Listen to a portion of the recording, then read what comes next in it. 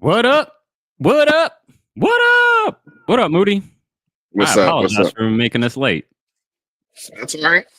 I was a early morning chatterbox to with my neighbor. We were talking about wrestling and how cool wrestling is.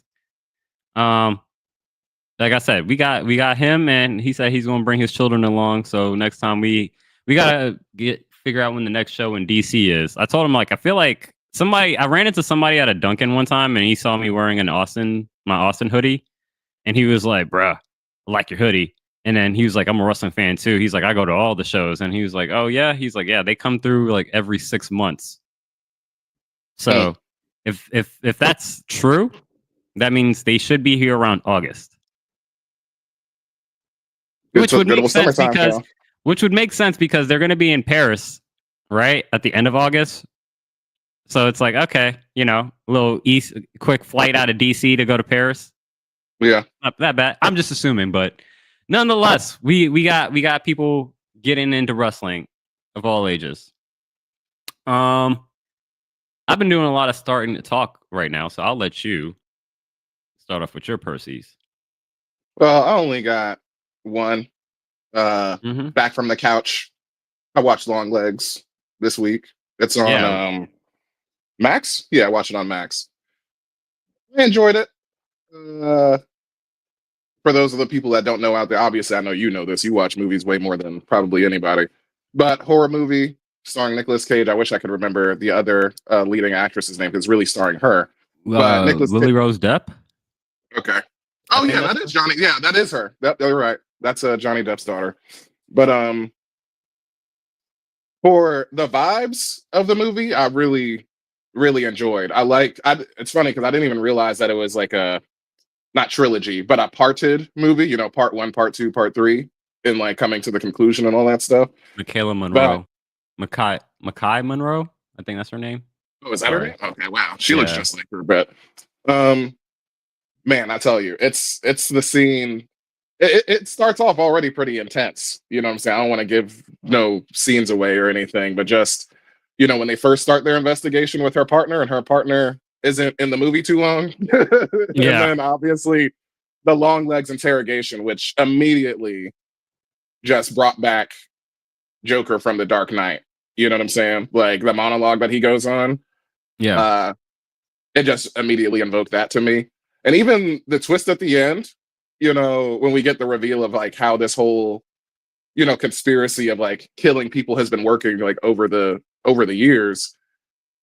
As I'm not gonna say as much as it's like, it's not ridiculous. I think I'm trying to say that I could understand how people wouldn't be in on that twist. You know what I mean? But it worked for me. So at least as far as a rating, on the whole scale thing, 5-star scale.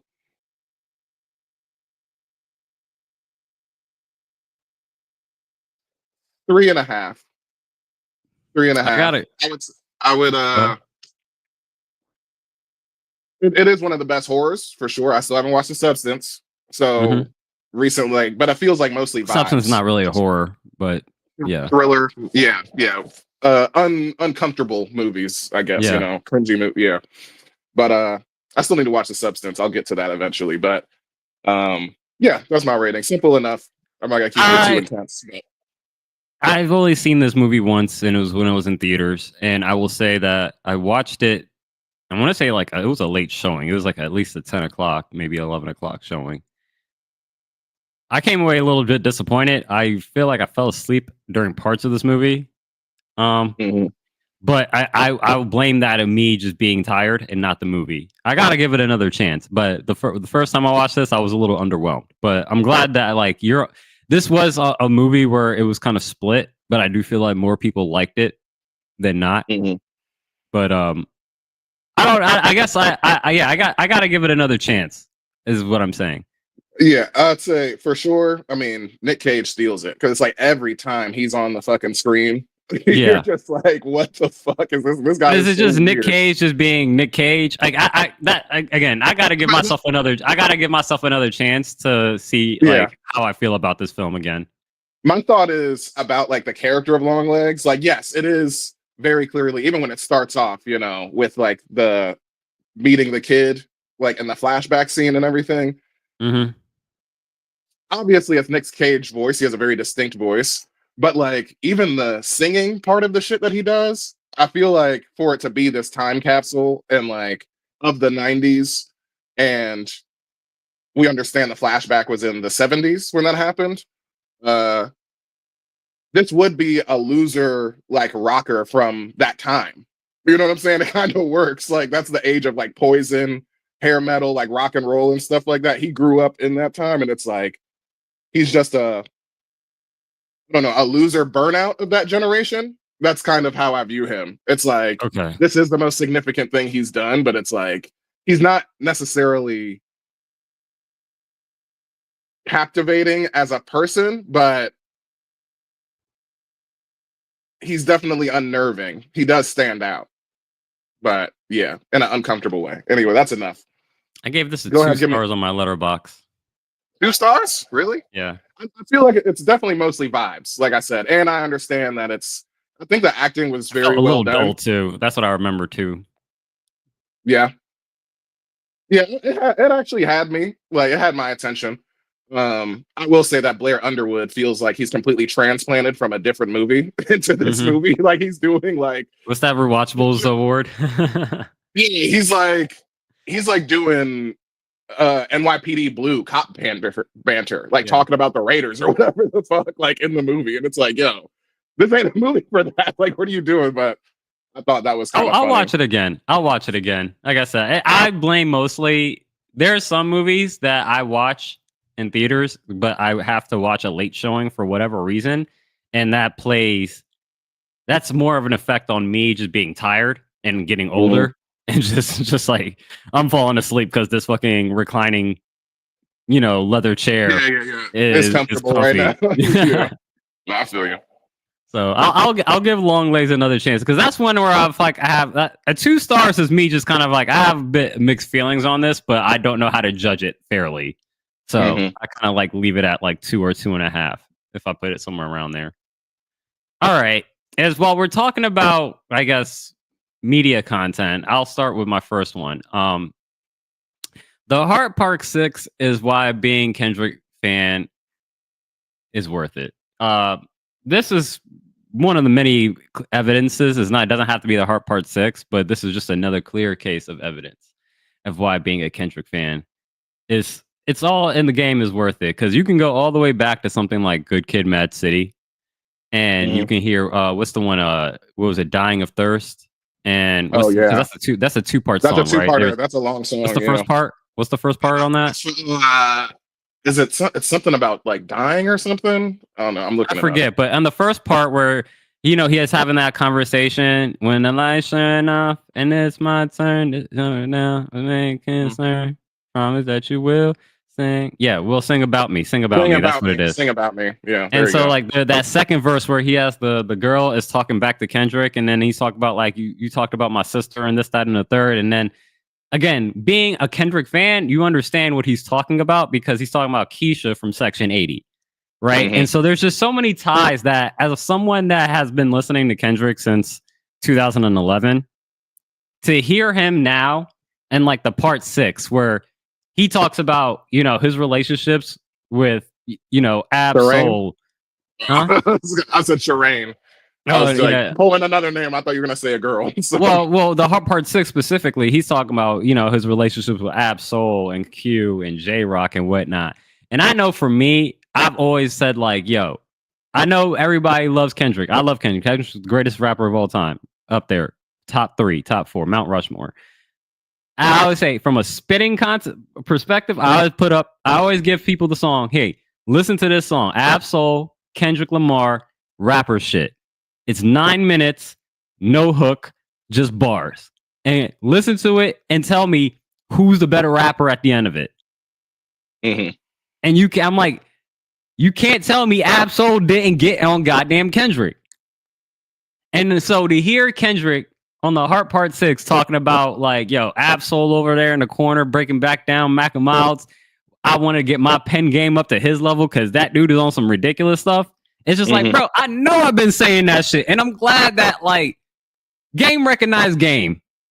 And thank you again, as a fan that's been listening to this dude for 14 years. You know, I've gone back in his discography in the 2010s and the 2009s. Thank you for making it like worthwhile to listen to your music. Where I'm like, man, I know exactly what you're talking about because you said this shit back in 2013 on this album or on this song. And it's like, bro, like the fact that there's these kind of like paper trail, these leaves that you can all kind of pick up. You just like, bro, and you could just find shit new that is just, again, one of a kind of an artist that, again, as a fan, I'm glad that we've been able to see, you know, the progression, but also just not only progression, like he's brought you along with that. Like you don't have to get lost. You could be someone that just met Kendrick or just discovered Kendrick within the last like 5 years, or you could be like someone like me that's been in there for a good minute. And at each point, you could be like, yo, bro, I remember this because this happened in this song and whatnot. Again, it's just a lot of thoughtfulness when it comes to his music that, again, it all feels fulfilling when you see how it all connects and how you be like, oh, man, that reference came from this, or he flipped that beat into this beat, and now you got this and this, that, and the third. It's all an interconnected web. It'd be interesting to see, like, when he finally puts the pen game down and stop making music for good, you kind of just like look back and see the entire picture of how the work kind of just like all came to be and how it all connected. Just a thought.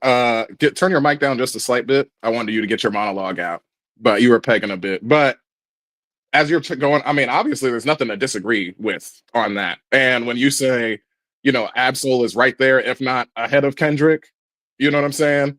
That's been a constant, you know, for not rappers, but for rap fans, you know what I'm saying? Or hip hop, you know what I'm saying? Type fans. That is a conversation. And just what came to my head is like my personal goat, Lupe. Let me hear a Lupe. Just throw him in there. You talking about all bars, bro? Like, need I bring up Mural? You know what I'm saying? I love that shit. So it's like the thought of that, or if we could ever get like get 3 stacks in Kendrick, bruh, that's what we need. But yeah, that's my thoughts on that. The same thing that with all those guys have in common is like they make it worthwhile to listen to their music, even in the time that you might not like. I might not like Samurai off of First Listen or whatever. It's like, no, you can go back to that. You'd be like, damn, I didn't pick that up. I didn't pick up on that. Damn, okay, he was talking about, oh snap, like there's a whole lot of there's a lot of meat to chew on in a lot of their projects that is just like, again, they could drop a project and not have to release anything for 5 years and be like, I'm still eating off that. SZA's like that. It's like SZA could drop an album and then you'd be like, yo, she don't need to drop anything for the next 5 years because she's still eating off of that. Doechii could probably do that right now with Alligator Bites. You know, I know you've said that before in our personal conversations, but I'll say also as like a fan that, yo, I be dying though. Like year 3, I'm like, man, come on, yo. You know, I'm thinking about you. Like, yo, same thing. But you got this other one for me? This other person? This was going to be a lot specific. This is going to be more specific to my Washington Commanders because I was watching Madden. I thought that immediately when I saw this on the Notion. I was watching Madden simulations of like, you know, 2026 rosters. Yeah. And I'm like, damn, bro, we don't even have the draft yet. And we looking so good. I got Jaden and Terry as X Factors, Larry Tunsil out there with the superstar tag on them and stuff like that. Okay. No, they were X Factors. Like that is Madden on the last Madden roster updates. They are X Factors. I know we haven't played Madden in forever, so I'm just like, you can go on there. You can go check out their roster. You can check their roster ratings. I would say early for Jaden, but I'm lit that Terry's a superstar or an X Factor. That's fire because you know he's always been my favorite player. Jaden got his X Factor like the last 2 weeks. Yeah, they always like boost up like the stats, like when they go into the playoffs and the Super Bowl and shit. Like extra X Factors and stuff. Yeah, but that's how the originally.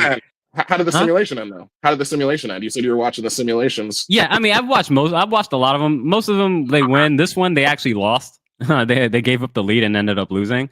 But in my mind, I was like, man, if we ever won a Super Bowl within like in this window of like, you know, Jaden's rookie contract, Yeah. I'm like, I already know what the 30 for 30 is. I already know what the title for the 30 for 30 is going to be anyway. It's going to go back to the day that the team name was announced with Doug Williams, and it was on like the Today Show. And then they're like, we are the Commanders. And then you hear like one of the Today Show hosts go, ha ha.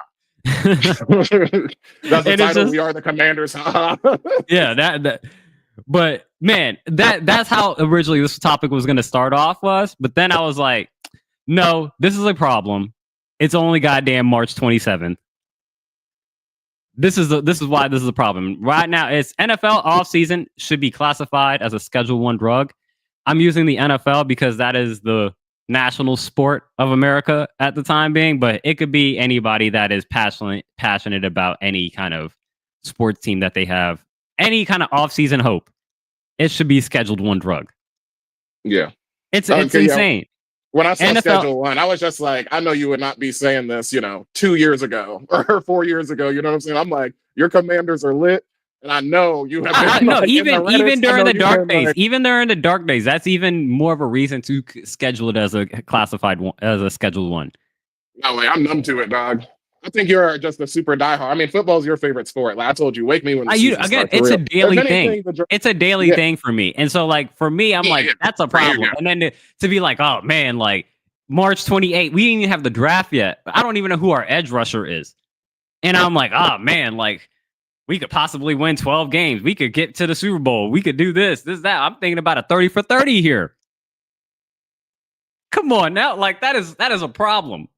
And so that's why I'm just saying NFL offseason hope is a drug. And it's a Scheduled 1 drug, and it should be banned. That's all I'm saying. Okay. No, I agree with you on that. I told you, wake me. That's just dangerous. I'll open one eye during the draft. And then, like I said, wake me from my coma when the season starts. Because the fact that I watched the entire draft is a problem. You ready? I am ready. Let's start the show. Doors opening. Step back to allow customers to exit. The crowd is the hottest behaved. You're my tag team partner. The French fried bro, Moody, coming off the top rope. This is the Wrestling Re-Up Podcast. A weekly stroll through the avenue of wrestling. Follow us on our socials. Do all the engagement things. Come subscribe. Twitch, TikTok. Boosting. Everything at the Wrestling Re-Up. No hyphen. Hey, you heard it, man. Welcome, everyone, to episode 38 of the Wrestling Re-Up Podcast. And we are continuing on the road to WrestleMania, which typically WrestleMania would be either like this week or next weekend. But we got 2 more weeks. It's April 19th and 20th. So a few more weeks of build while the WWE is still out in Europe and we're still getting daytime wrestling. And everything. So a lot of entertaining stuff this week from all around the wrestling world. But let's start off with go ahead. The number 38. We almost forgot. It was really tough 38. To come up with this. Kurt Schilling, MLB. Oh, fuck him. Wow. 3 World Series championships. There's literally, I know. When I looked up the number 38. That's the Red Sox, bloody sock, all that. Yeah, fuck him. He's a terrible person, too. I could not, like, when I looked up the number 38, I was like, I don't recognize any of these names. Yeah. But I found another article. But anyway, yeah, a lot of stuff happened this week.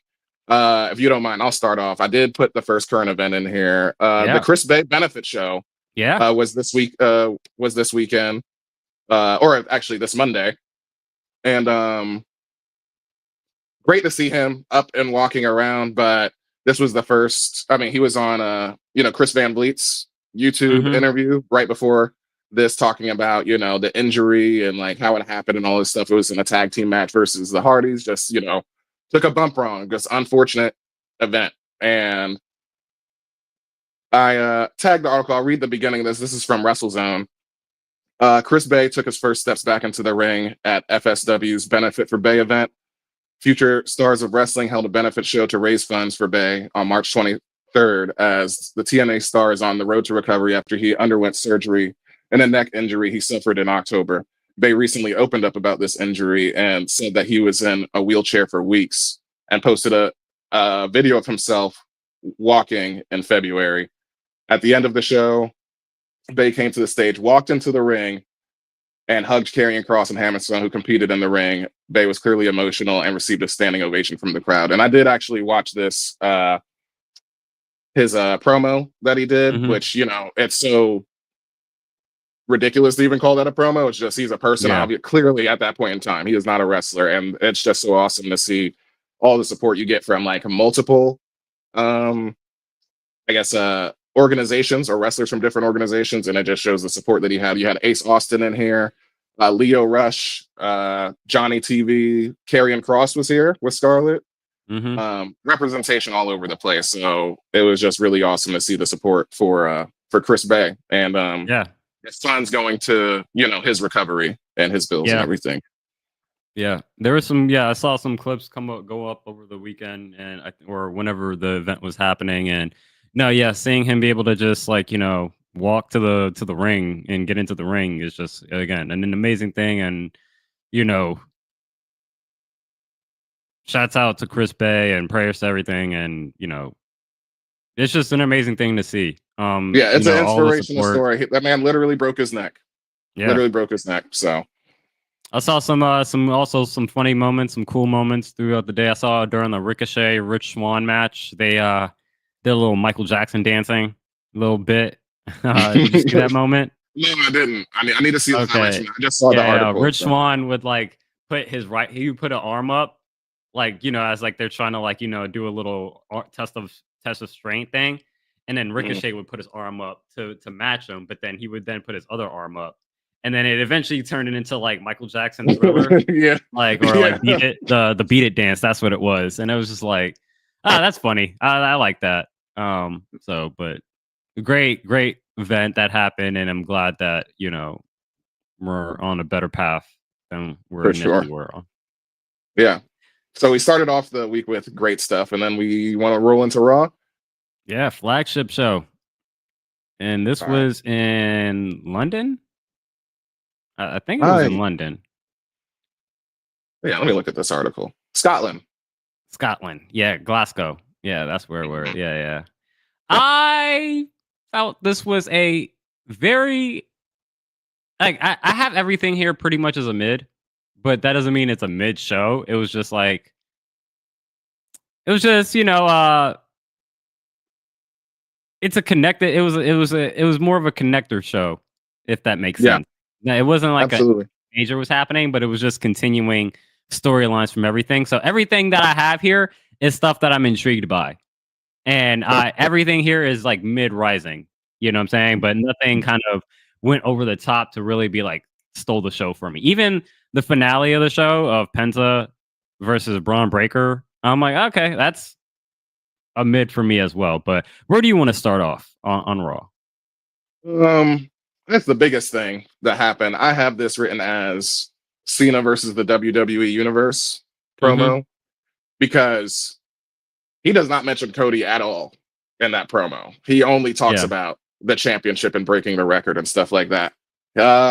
Once again, it's like, I understand what you mean. It's a holding pattern, like, or for this week, effectively, you know, we're on the road to WrestleMania, right?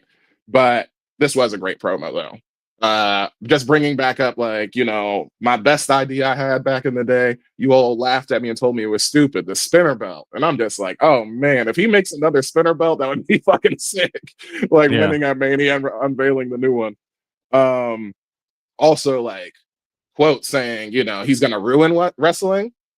And it's like, okay, how you gonna do that? That's interesting. I mean, I guess that's literally just what he said. It would be the reverse of like the CM Punk beating him and retiring, right? With the title at Money in the Bank. So it would be a legit retirement versus, you know, CM Punk actually ended up quitting like a few weeks before WrestleMania 39, I think, or not 39. 29? I forget which number it was, but either way. Yeah.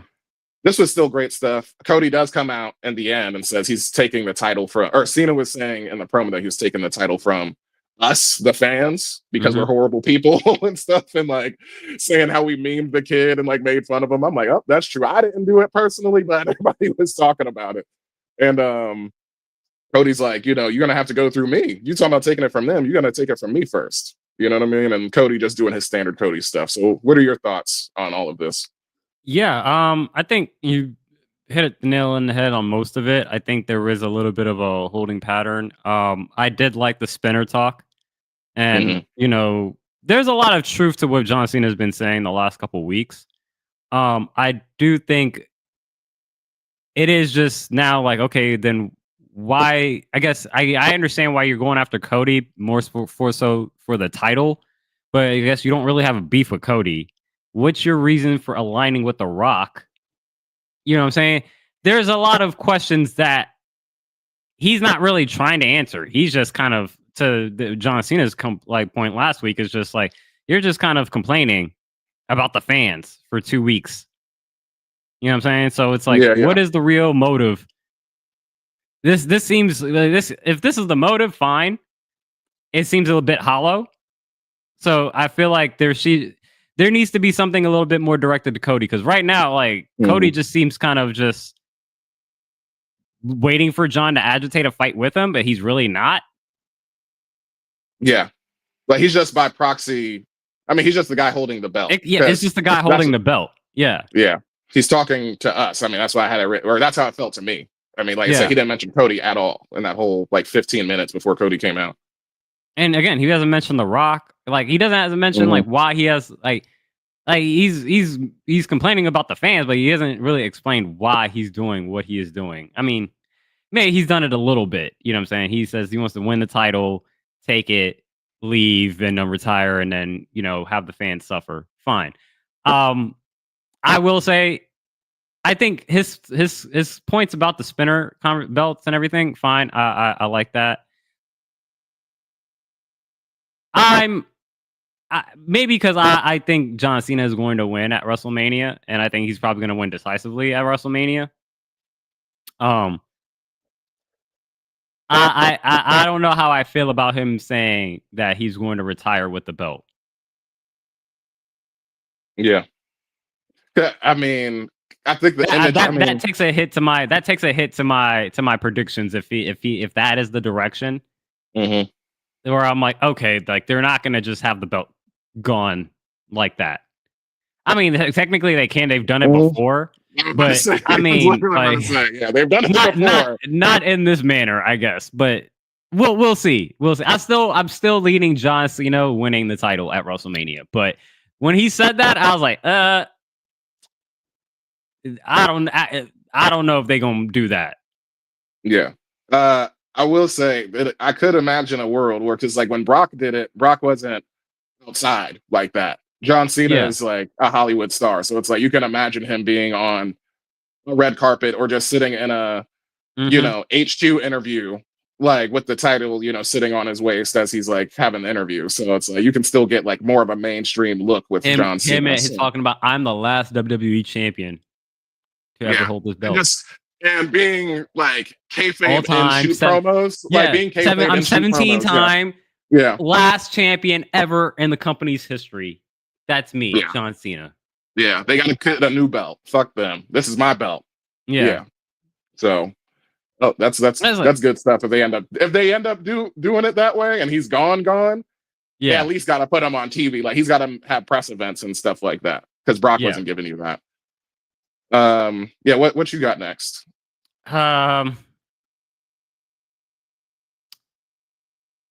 Let's go with El Grande Americano over Dragon Lee.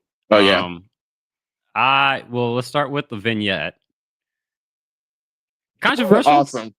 I thought it was awesome. It immediately made me think like TNA cinematic. Like the way that I was like, man, I don't know what that digital department or videography department is doing. Y'all ain't getting paid enough, or AI, whatever. That's why I was a little disappointed. I'm like, damn, like, I wish it was actually real art. Oh, okay. See, I didn't think it. See, I just thought it was really impressive people. So it's like, now that I need to rewatch it. Yeah, that was AI. They made a Gulf of America Yeah, reference, I did see which that. I'm I saw that like, on the okay, map. like part of it feels like you kind of felt like you had to do it because of the administration and who, your mother-in-law is part of the cabinet. So like you'd almost feel like if you called it Gulf of Mexico like it is, you would kind of get called out for it. But then the other half is like it works with Chad Gable's character. That's what exactly. I was like, I didn't even think about her for real. I just thought it's the ridiculousness of the character that I'm like, this is awesome. Yeah. That this is put together like this. And then as a luchador to pull off another luchador's mask. Mm. Criminal. Yeah. That's the highest level of crime. Like he right pulled there. his mask off and then went for the pin. Yep. Like he didn't give no fucks.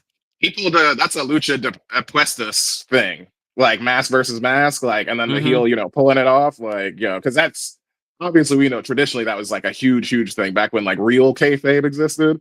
Yeah. And now it's like, I mean, Chris Jericho pulled off Rey Mysterio's mask like back in like, what is that, 2009 or 2008 when he came back. So, but between two luchadors, I feel like, like I'm thinking that carries a heavier. Yeah. That's a heavier thing. You know better. Yeah. So it's like, damn, he's an asshole. He's a real asshole. For real. Yeah. What do you think? So what do you think about overall? And then, the obviously Chad Gable aspect of it as well, of him being sick. I'm wondering how long this is gonna last. That's really what it is. Like how long we're gonna pretend that, Clark Kent and Superman aren't separated by a pair of glasses. You know what I mean? Because that's exactly what it is. So that's really where my mind is at. Because I'm in for, this storyline. I'm all you already got me hooked. You're like reeling me to the surface right now. So it's like I just want to see more of it. And where does the I guess this is getting more Dragon League, LWO action. Or it's gonna, because I mean Dragon League's part of LWO, so Ray's gonna be involved. I wonder what the crescendo is, really. It's gotta be like, I think it is gonna be the unmasking, like a mask versus mask match at Mania, maybe. And then mask versus mask at Mania. Or maybe it's like Friday or SmackDown or Raw after Mania, or SmackDown before Mania. I don't know. Yeah. We'll see. We'll see. Yeah. I don't know if that's a Mania match, but just around Mania. We'll see. Time. I am with you. Mania. I'm like, how long is this gonna run? Like, because it doesn't feel like a long. Is this a long-term thing? Are we doing this until SummerSlam? Like that's something else. Because like this is, I could see this running at least until Cinco de Mayo. Yeah, sure. But it would be kind of early for WrestleMania. I agree, but it's like you got to have at least something. Maybe not a mask versus mask match, but he'll have a match around Mania. There's literally 4 days in a row there will be wrestling. So yeah. You want to talk about Lyra retaining over Raquel? Yeah, I had this in my mid rising because I felt like this was a match that Lyra needed to be overcoming a powerhouse. I literally just said last week that obviously Raquel could be the powerhouse of that division, and she clearly is. And this was up here because of like how good of a match, like in ring, this was for both of them to me. Because storyline wise, it wasn't out of the realm of possibility for Raquel to win, because guess what? Liv Morgan is there. You know what I'm saying? It very easily could have changed hands. Granted, I wouldn't have had that happen, and it didn't happen. Lyra retained. But I just really enjoyed the in-ring aspect of it. And obviously backstage, Lyra saying the same stuff, but at least this is the most in-ring I've been entertained by either one of these women in a bit. So that's why it's here. That's fair. I'm trying to recall the match. I remember it was a good match because I remember it. Yeah, I remember the match, how it ended.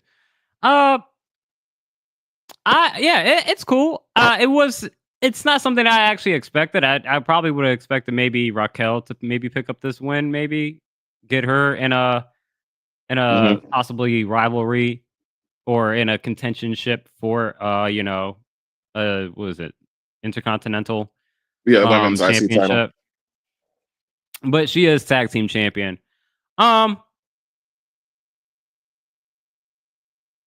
Lyra think ate for that Lyra- fucking kick.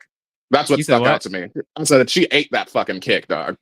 Like, Yeah. when she was doing a crossbody attempt or like a double axe handle, she just came straight up and like she just caught the most vicious. She be taking some bumps, yo, like for real.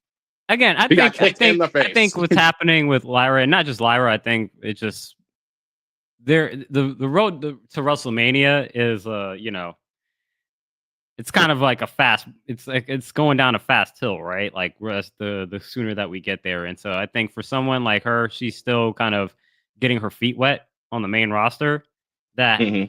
maybe her time expands. Wow. I gotta go, apparently. Mute up. I'll leave the studio and you can kind of continue, or we'll figure it out. I got you.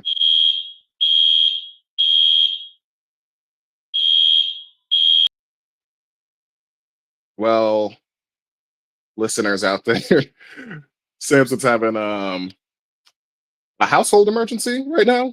Maybe he just has to reset that button, you know. Hopefully it's not a real fire. Prayers up over there.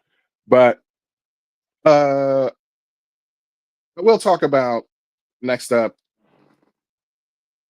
the Usos reuniting. Samson had this as his mid-rising. You know, he said everything on the show is basically a mid-rising that he had on here. This was one of my shakes. I appreciate, you know, Jimmy obviously coming to save his brother and being like the quote unquote surprise tag team partner. But with that being said, who else was going to be his partner? You know what I mean? I didn't expect for it to be like I don't know, anyone else slotted in their division. Anybody else is the main event. I didn't see. Man, it was really healed up over there on Raw. I'm sitting here thinking about like the roster. I'm like, who could come out there for the save? And I'm thinking Dominic Mysterio. I'm like, all Judgment Day, they're all heels. You know what I mean? But to continue on, this didn't do much for me outside of the actual conversation that the brothers were having backstage between Jimmy and Jay. And also the slap that Jimmy gave Gunther. Well, I'm getting ahead of myself. But anyway, in this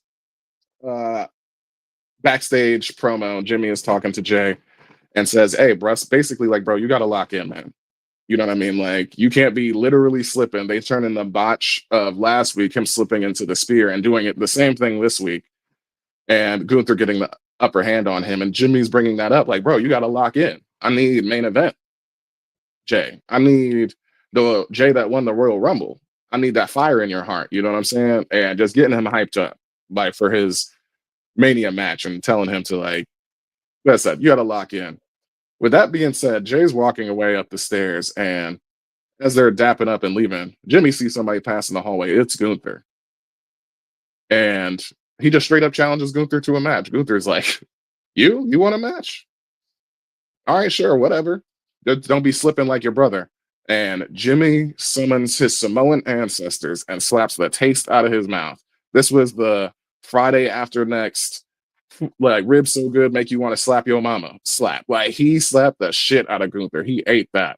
So that just absolutely blew my mind. I'm like, yo, you bold, dog. So just right now, I'm gonna go ahead and predict that Gunther's gonna choke out Jimmy, and we're gonna have Jay running in next week on Raw to save his brother from getting the ass whooping that Jay is all too familiar with. I had this as shake. Samson had this as a mid, but just a very short segment of Adam Pearce telling Bianca, guess what? You're going to be a special guest ref next week. I would like to hear Samson's comments on this, to why he has it so high up. To be clear, I'm not sure exactly what match she's special guest referee in. I could imagine that has either something to do with Jade or Naomi, but they both on SmackDown, so I don't know what that would be. Or no, Io and Raquel. Or no, excuse me.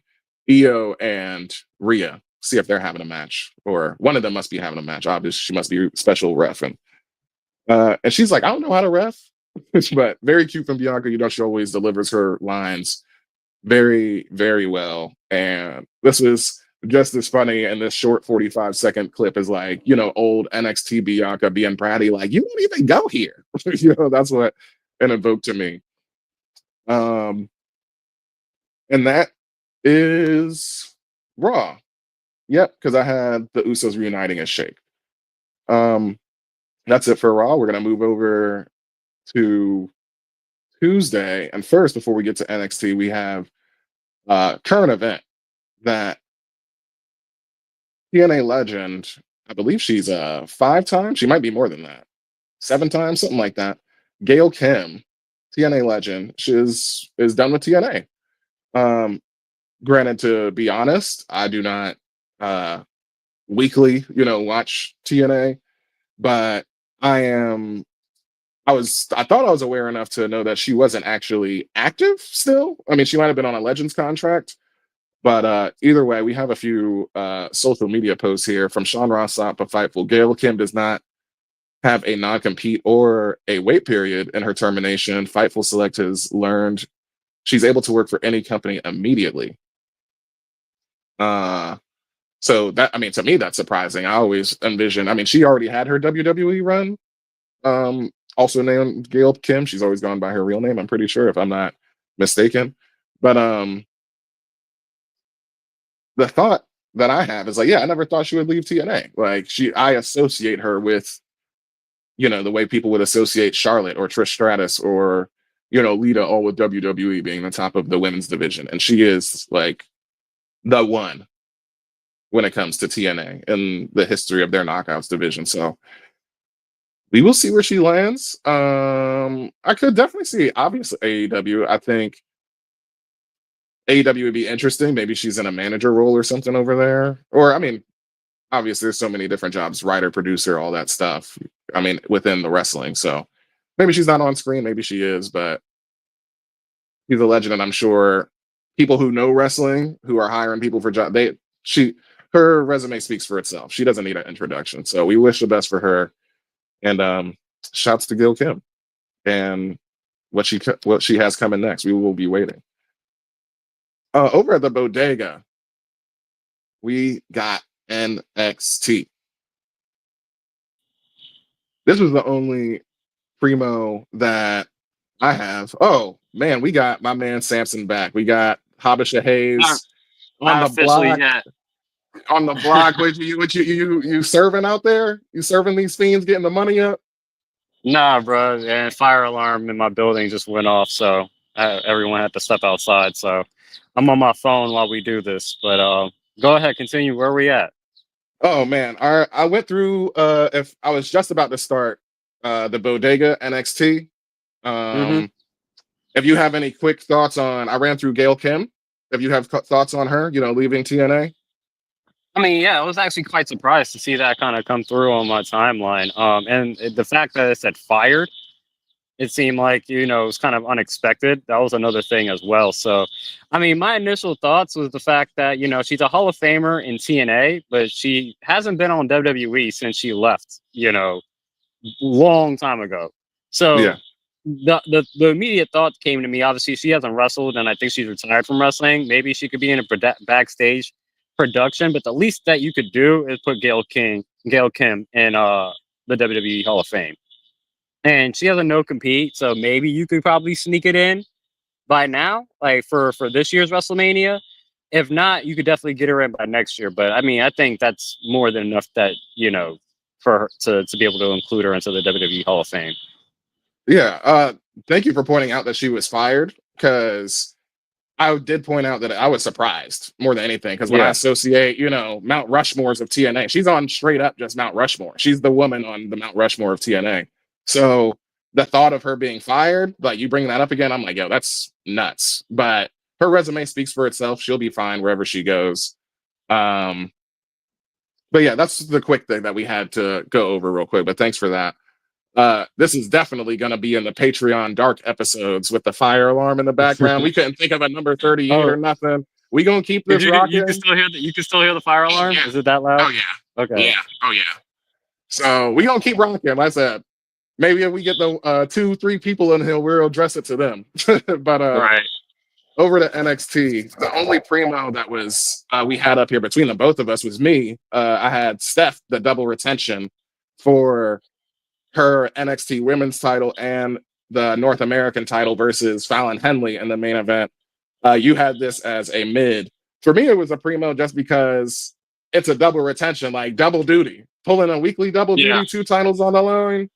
And I would bump this up just because they gave us exactly what I said last week, where it's like, well, if I'm Steph, the smart move is to, start off defending NXT title because that's the big one. So I'm thinking they give you like the setup, like, okay, she could lose this in the main event. Nope, she doesn't. SVB is standard 1, 2, 3 on Fallon Henley. And I ain't gonna lie, I actually I enjoyed the Jada Parker challenging for the NXT title to begin with, more so. She was really doing her heel work well, grinding her down, doing lots of rest holds, like classic, what we would be annoyed about, in the 2000s, like we had too much of, but it worked for the mechanics of the match, in my opinion. And the technical ability stands out, and she hits like a flying, double leg takedown that, ends in a victory roll, and she gets the 1, 2, 3 over Jada. Yeah. I mean, I have the double. I have it in mid rising just for the fact it was unexpected. I guess that probably raised it to primo because again, I thought Stephanie, she is not that she's not capable. It's more so having all of the storylines kind of filtered through her. Is that something that you want to do right now? Not saying she can't handle it. It's just how one dimensional do you want to kind of make things? But I'm not opposed to it, and I think it makes her look strong. We'll see how long. I'm curious to see how long she keeps the belt. Like, how long is the double champ going to last? That's kind of where I'm curious at. That's kind of why I have it at mid rising. But I agree with you on that point. That I mean, to have it to Jada again, having Jada. We talked about it last week. Having Jada immediately go to the NXT Women's Championship rather than the North American Championship. Makes sense because I'm like, if you have a choice. If one person's holding 2 belts and you have a choice, you're gonna go over the more prestigious belt. Yeah, exactly. So no fault to her on that. It was just and she showed well. She showed well. I want to say, did the Fallon Henley one? Did that end in shenanigans? Well, yeah. I mean, Fatal Influence is always getting involved, but yeah, she had to super kick Gigi Dolan and the other Jasmine Nix on the outside. They did interfere, they pulled her out and stuff, but it don't matter. My girl Steph too strong. So yeah, she overcame. And of course, the ref is always blind as a bat. Like not seeing anything, she's getting attacked by 2 women at the same time, but she overcomes the odds. That's why it's a primo. But for the mids that we agree on, you want you're gonna have to guide me. I don't have the doc open right now. Yeah, no, I got you. I got it in front of me. We got Lexis King over Javon Evans by way of Obafemi interference. What you got? What's your thoughts for that? Yeah, maybe because I jumped into NXT a little late. I didn't jump in immediately at 8 because I was running late. But maybe I missed something. But I know Javon and Oba and Trick, they had they were scuffling last week. But I felt like Javon wasn't really in Obafemi's way, other than Javon. I didn't feel like there was actually tension between Obafemi and Javon. It was just Javon was in the way at that moment.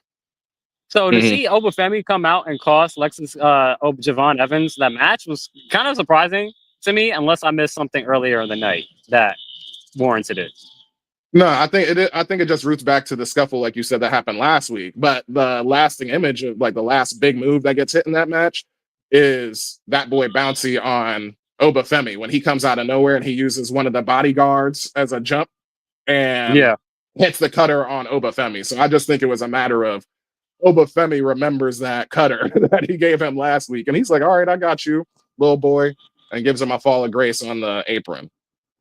But the in-ring was still great. I mean, both of these guys are in their prime. NXT is obviously guys that tend to be younger for sure, all in there at the most mid-30s. I mean, Sean Spears is one of the oldest on there, I'm pretty sure. But yeah, good stuff. My thoughts. I was also curious. Again, it's curious to see the Javon Evans arc in it, and we compare him to Randy Orton because of the him doing cutters and things of that nature. But I think if you just even looking at him from a physical standpoint, the dude at one point, like he's still kind of lanky, but he's filling out his frame. Like For I sure, wouldn't be he is. surprised in a couple years, like he's gonna start looking like Montez Ford. I Because can he's see him already with a Montez Ford frame for sure. he's already kind of put on a lot of muscle. Yeah. You know what I'm saying? And like he's a pretty tall dude that I'm like right now it doesn't like he obviously Obafemi outweighs him, but I bet you in like 2 years, by the time Javon Evans gets the main roster, it ain't gonna look that it's not gonna look surprising to see this man hold the world title. Yeah, for sure. Yeah, he's young and he's just building up that muscle mass right now. Granted, other people are young too, but it's all about how your body is built. You know what I'm saying? He's a thin frame guy just like I am. So he did the smart thing and is actually being a professional athlete and cutting up his body and getting in shape now. Yeah. Versus trying to do it now after 15 years of smoking and shit. So Right. yeah, the sky is the limit for him. We also have agreeing on mids is I have this written as Andre Chase returns disheveledly and loses to Ethan Page. He was my guy, Andre Chase. We haven't seen him in so long. He makes his return, and he's, his heart is still torn up. Ever since Ridge Holland ended Chase U in their rivalry, like he wants to hit the marks, but he can't do it. You know what I'm saying? Like when you get him down on the ground and you spell out Chase U, my favorite spot, he just starts grabbing his head and he's like, "Nah, it's the rule. It's banned. I can't." And the crowd is just like, so I'm upset with him. I want to see that stuff, but man, I thought Ethan was gonna hit him with like an elevated, ego's edge off the corner, but he pulls him into a power slam. I thought that was very nice, but I was like, oh, that ego's edge might have broke his neck. So I was like, that's way safer of a move. Which was your thoughts on this? Okay, similar to you, like I'm curious on the Ethan Page. The outcome is not so much surprising, especially knowing like where Ethan Page is on the card relative to where like what Andre Chase's storyline has been. But I am curious to see what happens with Andre Chase. I know they've kind of already went through a similar kind of storyline in the past with him losing Chase U or whatnot, or I guess being bankrupt. And so we have seen a disheveled Andre Chase before, but I'm curious to see how this kind of goes. He's got 2 new people kind of following him along, and so we haven't even seen Thea Hale and the others as well. And obviously one of them has been let go in that time. So I'm curious to see what happens with Andre Chase. Maybe they go a Happy Corbin route, or a Broke Corbin route. I'm not sure, but I'm intrigued to see what comes out of this. Because Duke can go. I think it gets lost within like the gimmick, but like he can go. Yeah, and it's Thea Hale and Riley Osborne. Riley Osborne is the other one that wasn't there. So I'm curious to see what happens, and what kind of attitude change if they do revive Chase U. I kind of hope they don't, because I'm curious to see like what Andre Chase can do. From evolving from his Chase U character, because you can't be Chase U all the time. Yeah, it is one of those. Like I said, it works for like an indie or like an NXT, or Chase U would also work on like AEW. But like moving forward, we already ran it with NXT, so it's like, yeah, if he is going to go to the main roster, I don't know if he's like, not to say that he can't do it. Obviously, I'm a fan of Andre Chase, but right now, if I'm projecting out, I don't know where he fits. Like on the, a Raw or SmackDown with the Chase U gimmick, I think it could get over for sure. But if we're trying to establish something new for him before he goes up to the main roster, then now's the time to do it and get the Chase U off of him. Next, I got we're down to the shake. I got Tatum Paxley and Gigi Dolan pinning the Meta Girls with Cemetery Drive, which I love, move names, finisher names. So I was like, that's a good one. And it's basically just a double Psycho Trap. It's just Tatum Paxley's finisher, and they're just both doing it on either side of her. And Yeah, it does look cool, but I will say it's also shake because I'm like, yo, Meta. I guess you can do this on NXT, but Meta Girls, have challenged for like the women's tag team championships and stuff, like on the main roster and Yeah. everything. So you would think that they're in a higher like ranking than them, like in your mind. So it's like to lose It an feels a bit NXT, of a WrestleMania holding pattern. yeah. To lose on just a standard like NXT, weekly episode to a new tag team finisher, I'm like, it's not the worst thing in the world. Yeah, but again, I think knowing that Trick is going to probably go up to SmackDown. We've seen the Meta Girls on SmackDown. We know Trick and Lash are, a couple, and they like to keep people together on the same shows. That again, once we get past Stand and Deliver, we get into past WrestleMania. I think we'll see a little bit more from the Meta Girls. But right now, it's like you don't really need to be on NXT. Yeah. They're also. I'm trying to see you guys run for these tag team titles. Yeah, you're adding them to the graduation tiers title with that I got for Trick and Roxanne. Yeah, I feel that. Yeah. To tee you up, you got one of your shake here. Hank and Tank losing again and getting a pep talk from MCMG. Yeah. So Hank and Tank, they lost to who? They fought Inamura or was that last week? They fought Inamura. Briggs, yeah. Was that last week or was that this week? I'm scrolling the article right now. Where is it at? I believe that was last week when that happened. Yeah, they lost to Inamura and Briggs last week. I forgot who they lost to this week. Oh yeah, it was Tyreek Igwe and Wesley's Tyson DuPont. There we go, Tyson DuPont. Yeah, and so like MCMG, they gave Hank and Tank a bit of a pep talk before the match, and then after the match, they gave him another pep talk, kind of talking about like how they kind of need to. I forget exactly the words, but it was something about like finding their way and just kind of just like, getting back on that championship level grind. And it's interesting to see, again, I don't know if this is anything, but I'm just kind of taking note of just like, hey, you lost to Inamura and Briggs, which was surprising. And then now you lost to Tyson DuPont and what was the other guy's name? Tyreek Igwe. Exactly. It's like, I wonder if it's a storyline. That's all I'm just saying. So it's more curious to see like where is this headed, because it seemed like there could be like hey man, like a loss of confidence. And so I'm kind of seeing if this is maybe going to bring a bit of a attitude adjustment, for no pun intended, John Cena pun, for Hank and Tank, and see if they get a little bit more aggressive than being like And this is me saying like I like Hank and Tank. I'm not saying like I'm like the most in depth with them, but right now it seems like okay, you kind of like are happy, not happy, but you kind of like are the broy kind of frat boys, and it's like all right, when do we get to see like the badasses? I'm not saying they're not badasses, but like in demeanor more so. Mm-hmm.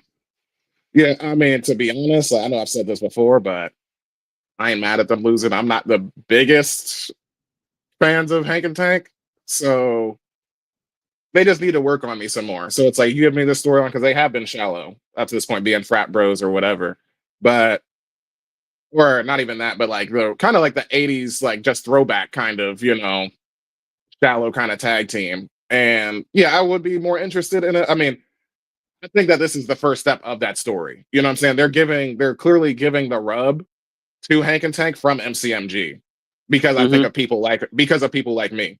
That's what I think is happening. Like the fact that we get this like little cross connection, like MCMG just happens to be down there and they're like, yo, we fuck with y'all, like keep your heads up type shit. It's like, all right. Yeah, this can be the course correction that we were talking about. That you were talking about. My last shake was the culling, the faction that Sean Spears has started, interrupting the Ricky Saints interview. It was a pre-show interview, taped vignette. And Ricky Saints just talking about his grind to becoming a wrestler coming to NXT, and Sean Spears saying basically like, oh, you coming from my title? You might want to think about that again.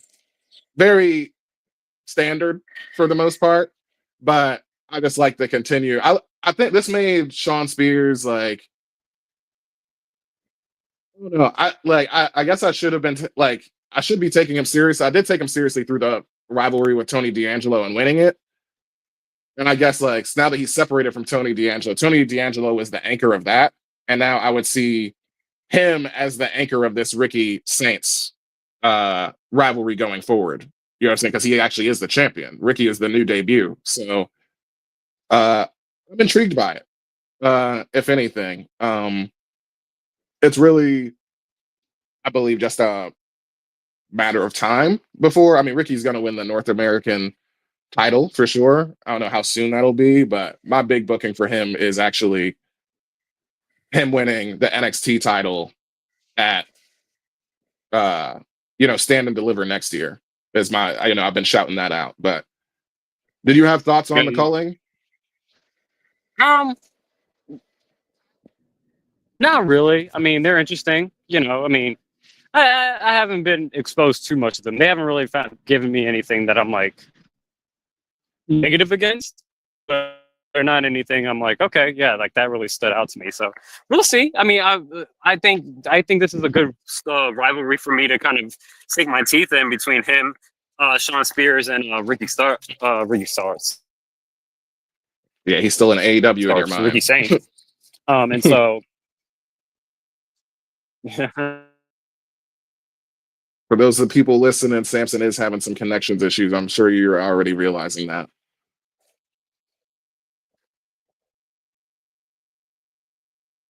And we so, have I'm just saying, like, I think there's. Well, you broke up there. But that's all right. No, I'm going to connect back onto my laptop in like 2 seconds. Sure thing. And we'll see if Samson wants to continue with this Ricky Saints talk. I would say, in response to him real quick, I do agree that it's something to sink your teeth into. I think like I said, like I already said this before, but it's only a matter of time before he wins the North American title. That could take, months, or it should take months, honestly. Like I said, he just got here, unless we're really just putting him over right now. I mean, Sean Spears just won the title. We just put this faction together, so you really got to make him feel like a big bad. You know what I mean? In the same way that so many people challenged Tony D'Angelo for the title, and he had to fight up a mountain. I think that Ricky Saints should have to fight up this mountain of the culling in order to get this title off of him. So that could take us some time, but I'll be intrigued with that storyline. And we got Samson back in studio. You ready to move on? Yeah. We're back in the house, so back in business. We safe. The apartment did not burn down. Everybody, we are safe and cozy back in our home. I don't know. Somebody trying to burning something this morning, like early in the morning. It's not even that early, but again, just on a Saturday. Come on now, like what are we doing? Yeah. Good thing it's almost like 80 degrees outside today, so. Yeah, I saw in the forecast we were supposed to hit 84. Yeah, they picked a good day for it to happen. So, but let's move on to Wednesday. Yeah, I noticed we got the current event. Saraya is no longer with AEW. They've agreed to part ways. This Wednesday. Yeah, she announced it on her new podcast, Rule Breakers with Saraya. I would say this is less surprising, just for again, like AEW. Sometimes you just wonder, like, I haven't seen X person in a while. Where they at? Like Keith Lee. Where Keith Lee been? I don't know. Miro, where he been? Well, obviously now he's been released, but they've agreed to part ways. But there's just certain people that you just haven't seen in a while, and so, I'm glad that she was able to come back on her own terms, be able to wrestle, compete, win titles. I wish it could have been longer. She said that there was opportunities for her to, be in storylines with Mercedes, but she was saying I think Mercedes has so many other storylines that she didn't want to take away from them or something along those lines. I don't know what's up for her next. And honestly, she could do so many different things. Like, she doesn't necessarily have to be in wrestling. I don't necessarily see a WWE comeback. I could see her being in WWE on a Legends deal in a certain sense, like maybe managing or making the random Royal Rumble appearance. But, I can see her doing her own thing on podcasts and also just, getting into just like, more of the commercial side of things, because, she has a big following. I mean, she has a movie about her life. So, I'm just curious to see what comes out of Saraya and, the future from her now that she's no longer wrestling. Yeah. And there's so many doors that are open for her. If she wants to continue wrestling, that's fine. I mean, we're here to support her. But just to answer your short Keith Lee entry, he had double surgery in 2024. But you're right that we have not seen him in a while. So it's like, oh, okay. He was pulled from the match at World's End with Swerve because, they had that whole Swerve in Our Glory rivalry. And he got hurt during that time. So that's why we haven't seen him. But was it like ACLs or something like that? Undisclosed. Okay. But he's a big guy, so probably rehabbing a knee or something or an ankle. That's going to take a long. Like Bronson Reed, he like broke his bone in his like foot or whatever. And they say that's like a year recovery usually for like big guys, so or 9 months at least. So especially for the shit that they do. Exactly, because Keith Lee is just as nimble as him. Yo, shout out to Keith Lee. We miss Keith Lee for real. Like that NXT run was crazy. Yeah. You want to walk into the coffee shop? Yeah, let's do it. We got the Dynamite recap right here. I let you lead. Very standard, as we would say, mid kind of SmackDown-y feeling Dynamite episode. Very mid episode. With the biggest thing for me is just Megan Bayne getting the shoulders on the mat of Toni Storm, like a very decisive, clean Fate's descent. She doesn't even do the whole falling down like Brock Lesnar she usually does. It was a kneeling one. She just drops to one knee as she does the Fate's descent this time. Takes out Toni Storm. 1, 2, 3. I'm like, yo, that's tough, girl. Like, all right, I know she's bigger and stronger. Like, she gonna have to like create a new role for herself, a new embodiment of this, time was I should be getting into rivalries and stuff like that. Make a new film about how you got to overcome, because Megan Bayne is a beast, and they're doing a great job of selling her. Making her they're doing hella work like with her. She has a legit shot at taking that title off of her next week at Dynasty. I don't think that's going to happen, but like I also don't see this being.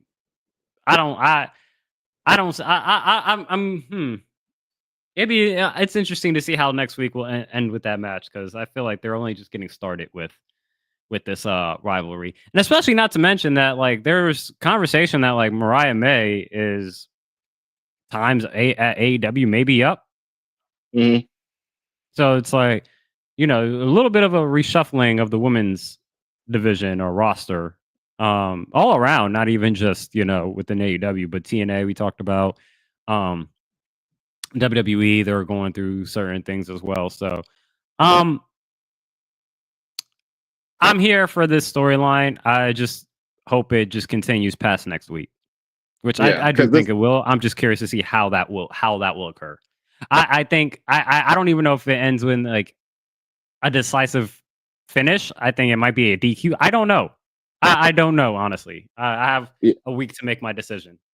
Yeah, I'm excited to see this because obviously the Mariah May and Toni Storm's storyline, that was a whole year and a half, like nurtured, until the Hollywood ending. So we have not actually had a like there was a challenge of Mariah May obviously stabbing her back, but this is all story and storyline. Whereas now she's evolved from that, and now for the first time going up against a behemoth, you know what I'm saying? A real, just straight up physical challenge. You know what I'm saying? Like we talk about like weight divisions in wrestling. She's in that Glamazon, Charlotte Flair, Bianca Belair, heavyweight, woman category. So looking forward to that. I have this written as a mid. The quote from Mox to Swerve. How far are you willing to go? Just the heated promo that they have in the ring before their match at Dynasty. Did this work for you? Yeah, just maintaining that heat for you. Yeah. No, this was some really good anticipation and some build up for their match next week at Dynasty. I mean, and again, like there's a lot of good back and forth from both of them. I know like people were calling out online. I guess Swerve did a callback of when John Moxley or Dean Ambrose at the time said to John Cena, "You'll just be another guy playing John Cena." Yeah. Swerve said the same thing to like Moxley. I don't really understand what that line means, but sure, I get it. I get it to a certain degree, but it works. And then again, I think with both of these guys, their intensity really comes across the screen.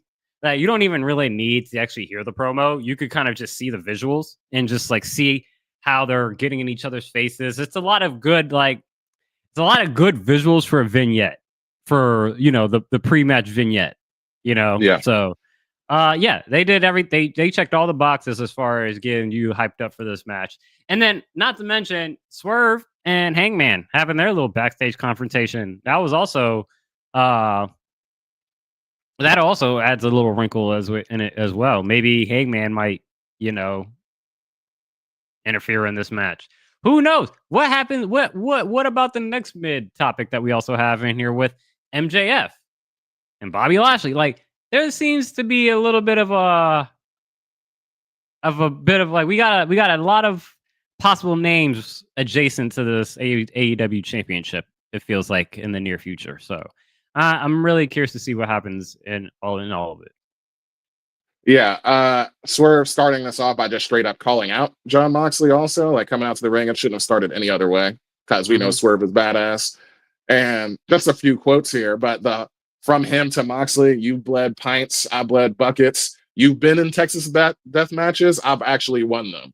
But it's just like, I love that CZW shit. It's gonna be gory all over again. Maybe not like spike to the spine or anything, but it won't necessarily be necessary for them to bleed, especially with them being the first match. You know what I'm saying? But it's not going to surprise me, obviously. And also, we got I already said it already. How far are you willing to go? Basically, it's just the ethos that Moxley is hitting Swerve with. Like, yeah, basically you badass, but it's like, I'm actually the foundation of this shit. You don't actually want to be AEW champion, but you don't want this burden on you type shit. But saying it in a way more badass Mox way than just that, because that's what you would say in WWE. I can't remember everything that he said, but that was the effect of what he was talking about.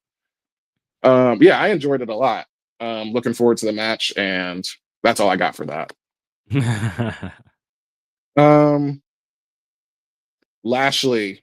Does it make you lean any type of way? Did the promo make you lean any type of way? I don't know what you were leaning before, but has it changed? Shifted?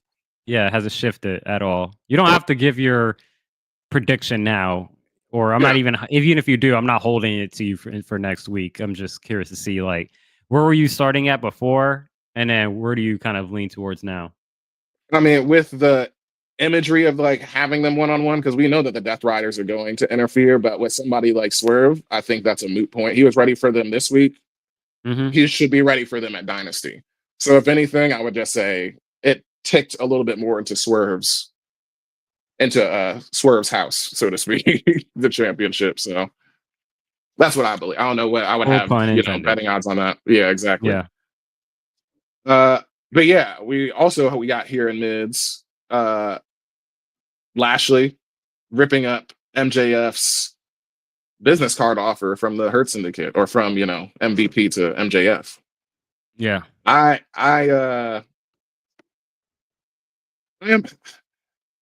This is exactly where it should be, where I would have this mid-stable, because I feel like you took one step forward and then a step back in this segment, where immediately I'm like, just hearing we talked about, like, yeah, that'd be cool to see MJF in the Hurt Syndicate. It doesn't have to just be all black people or all Hispanic people in these factions, And even with them having the promo from last week, understanding each other, getting over the fact that they're both businessmen, and MJF even quoting, he's down for the business of hurting people. For Lashley to come out, and I've thought for sure, like, Lashley would have just came out here and shook his hand, like, because, that's MVP. I understand that the Hurt Syndicate, they weren't there last week. He gave them the week off. So he made this offer without them there, which is the obvious crux of this, I would say. But with that being said, are we supposed to have a rift here in the Hurt Syndicate? You know what I mean? I don't like that thought, because you're not going to break them up this early. If you are, you're insane.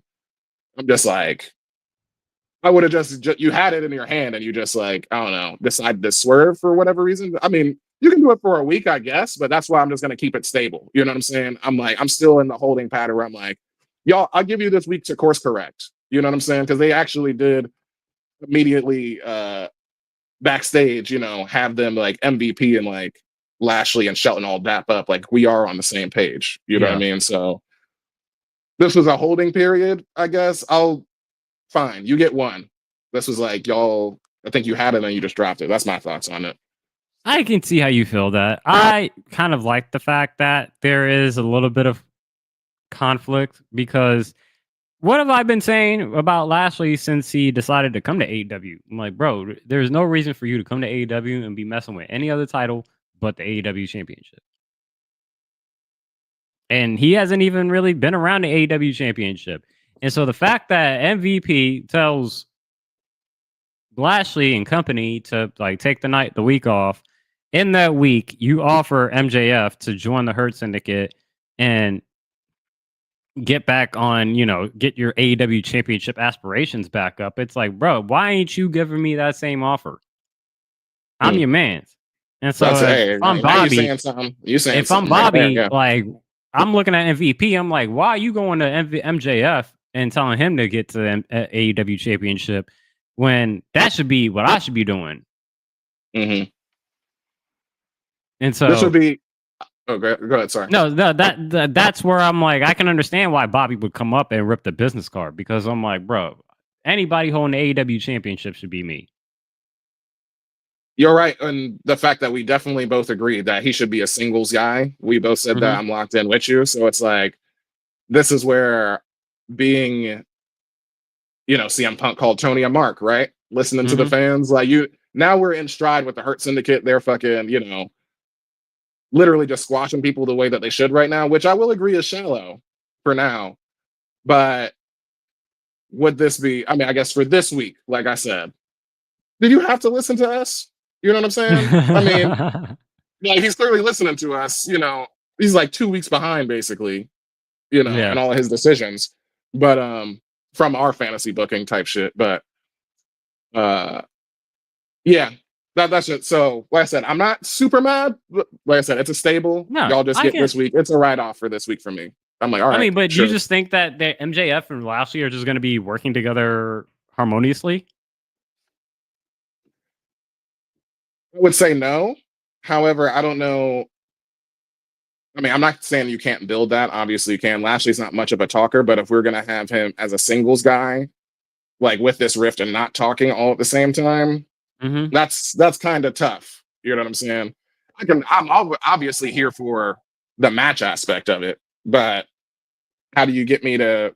We'll see if I care. You know what I'm saying? I think I care about the Hurt Syndicate and I care about MJF, but like we'll see how the storyline is weaved together. Bobby's the CEO. He takes charge. Yeah, which he's he's the CEO of the Hurt Syndicate. You know what I'm saying? He's the leader. He is the. I forgot the official title game. It's not CEO because obviously that's Mercedes, but you get what I'm saying. Like if Shelton, like they had like titles. I feel like I think they did. We need to find that out. I think MVP might have said something like that. But the only thing that is tricky for me is that MVP is effectively a non-combatant. He has gotten in the ring once since being in AEW, but he's in ring retired for the most part. You know what I mean? Yeah. So, or not, he's not gonna be week to week. So that's the only part where I'm like, kind of like balls in the air. Let me see where this lands, Do you have any more else? I was gonna run through my shakes. Yeah. No. My shake was one consistent thread. I had the Don Callis family basically carrying the wrestling for this episode. Because everything that we just talked through was like basically promo except for the main event, which big storyline stuff there. But Brody King taking an L to Kyle Fletcher. Kyle Fletcher stays on his awesome like singles run. That turnbuckle brainbuster, like getting Brody King up for that when we know he's a solid 300 plus. That's impressive. Obviously they're working with you, but I'm like, God damn, dog. Takeshita getting a W over Mark Briscoe, and he's like one of my top 10 wrestlers last year. I think he had his career year. He was most improved last year in like my overall mind.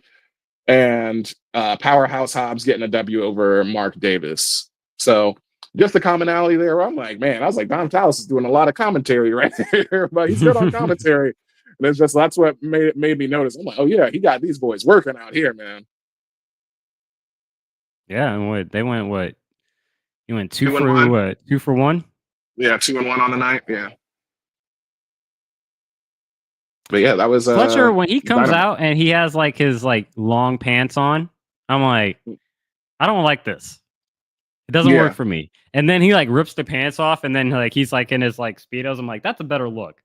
Maybe it's the pants, but the pants like I'm like it throws me off to like a 90s kind of like look. It's like 90s leather bell bottoms, and I'm like, what are we doing? Yeah, he's been because he was wearing the pants even in AEW still. He was wearing them basically all the way up until he had to like split himself off of like Will Ospreay. He's been like, wearing the standard underwear, and everybody started saying that he's like a 2025 Randy Orton mock-up. You know what I'm saying? Yeah, there's some I can see that too as well. Remember, he shaved his head on TV. Remember that during the rivalry? Yeah. And he has the whole sleeve now. When he was first in AEW, he didn't have any tattoos. So it's like, okay, yeah, he's making a little transition, but he's put on some weight like Wiz Khalifa and goddamn Mac and Devin. Yeah, damn sure. Like finally got tattoos, and then he came out of the tattoo shop just with all of his Wiz Khalifa tattoos on. I'm like, bro, doing all that in a day would kill you. Yeah, no, your skin would be on fire. You might actually go into shock from all that. But yeah, Don Callis family low key being the backbone of this episode, at least for the wrestling for sure. So just wanted to give them props for that real world shit. Anything else from the coffee shop? Nah, that is it. All right, let's move over to Thursday. And we got some current events before we get into the book of wrestling. The first one we'll start off with is Stephanie McMahon. Not officially, I guess. I don't know if she's in the WWE in any official capacity or anything, but she's definitely been making a lot more appearances and making her presence known. And it's always nice to have Stephanie and on the WWE side, at least participating on TV. I don't want them in my education, but that's another story for sure. Yeah, different story. But she has a new TV show called Stephanie's Place, and the first episode I seen like 5 seconds of a clip, but she's interviewing like CM Punk. Do you know any more about this show? Yeah, I did watch one of the clips. This seems to be more of like a, I guess it's a mini 30 for 30. It's a shoot documentary style show where she's actually just talking to like the wrestlers backstage and everything, or in these interview situations, and having real moments with them, like CM Punk being like her saying she was like she didn't even know if she was if she felt she was the right person to welcome CM Punk home to the WWE at the very beginning of the interview.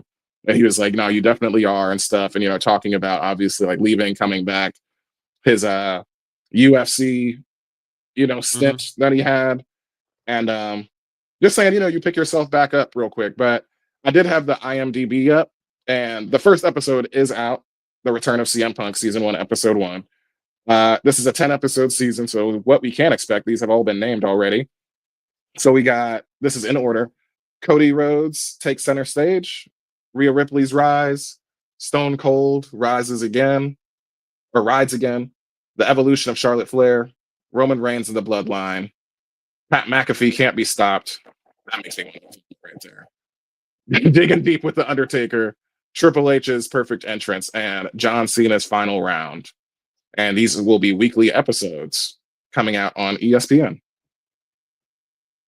I did watch, like I said, 1 4-minute clip, and it is cool enough. Nothing like as we would say, surprising ever. Yeah. Maybe there'll be some stuff in here, but ESPN is a very mainstream. That is the most mainstream sports network there is. So you got a lot of eyes watching this. I imagine these are like you said, like like the E60s.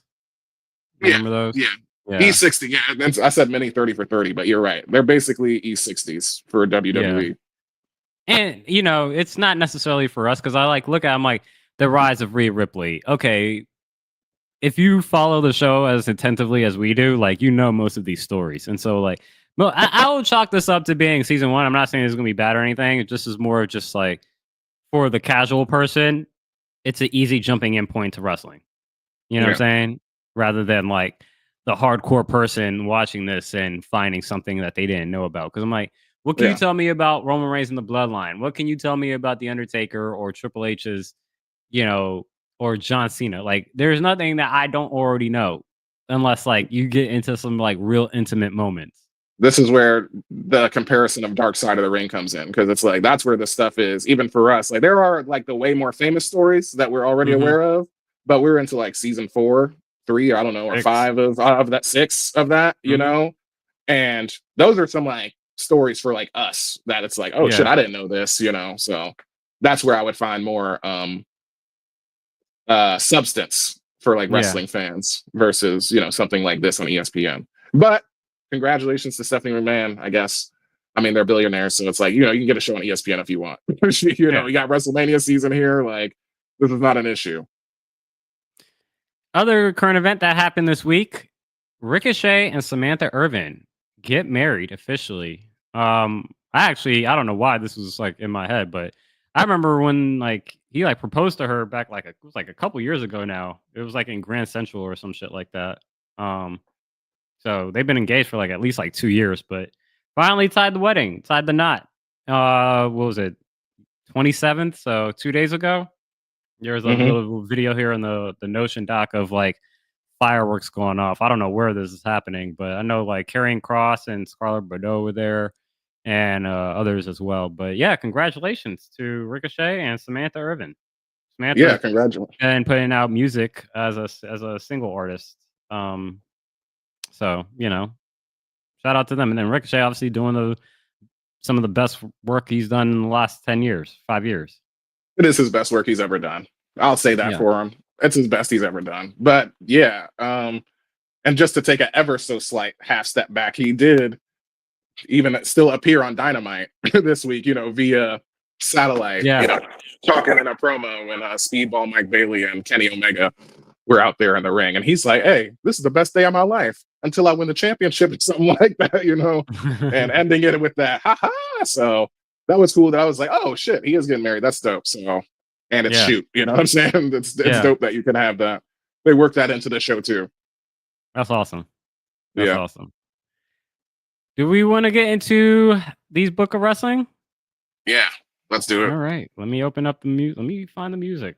Yeah, get resituated after coming or back actually, inside. no. We made this segment for no reason. Coffee. We are back for another week of the Book of Wrestling. We have 3 on the docket today. Yes. I am going to start with one of them. I'll actually just take the only one that I really officially just care about. And I know you probably put it here specifically for me. Care about. That's crazy. Out of the ones that are available, yeah, sure. Okay. March 29. So today. So this is 10 years ago. WrestleMania 31, the heist of the century. In the main event, Brock Lesnar defended the WWE World Heavyweight Championship against Roman Reigns. During the match, Seth Rollins cashed in his Money in the Bank briefcase match, making it a triple threat, which Rollins went on to win after pinning Reigns to become the new WWE Champion for the first time. Spin the bell. Spin the bell. I will say that's definitely. I need to go back and watch all the clips of all like title wins, obviously at Mania. But like when I think about reaction, that's a top 3 reaction, because my first time when he shoots something, he's like, ah! He's just like running in place and stuff, That is one of the best endings of WrestleMania ever. I think that I would say that's probably the best ending to a WrestleMania ever, because like the visual, I wasn't even a Seth Rollins guy at that time, but like just the visual of him just like running in with the belt, getting the 3, and then standing on top of the stage at the end of the night with the pyro shooting off, just whipping it around. I'm like, that is iconic. That's that's opening WWE vignette, whenever they start the show. That is like a visual when he retires, that's a visual that has to be in WWE history of all time. So Yeah. shout out to my guy Seth. You are going to make history 10 years again. 10 years later, this year at WrestleMania 41, this nigga will make history again. I guarantee. That's what I said. Hey, that's what I said last week. I told you he's my pick right now. Still, he's the most face out of everybody in that rivalry. We'll get to it when we get to SmackDown. You're right. We ain't there. But obviously, this week was very heavy in the WrestleMania history. You know what I'm saying? Because it's the end of March. So I'm just like, all right, let me just go ahead and pick these few things real quick. And then we got another entry, March 26, 2001. Shane buying WCW. Which we know this obviously leads into WrestleMania 17, which this is not I'm not going to argue you saying Seth is the best ending ever, but that's a later debate.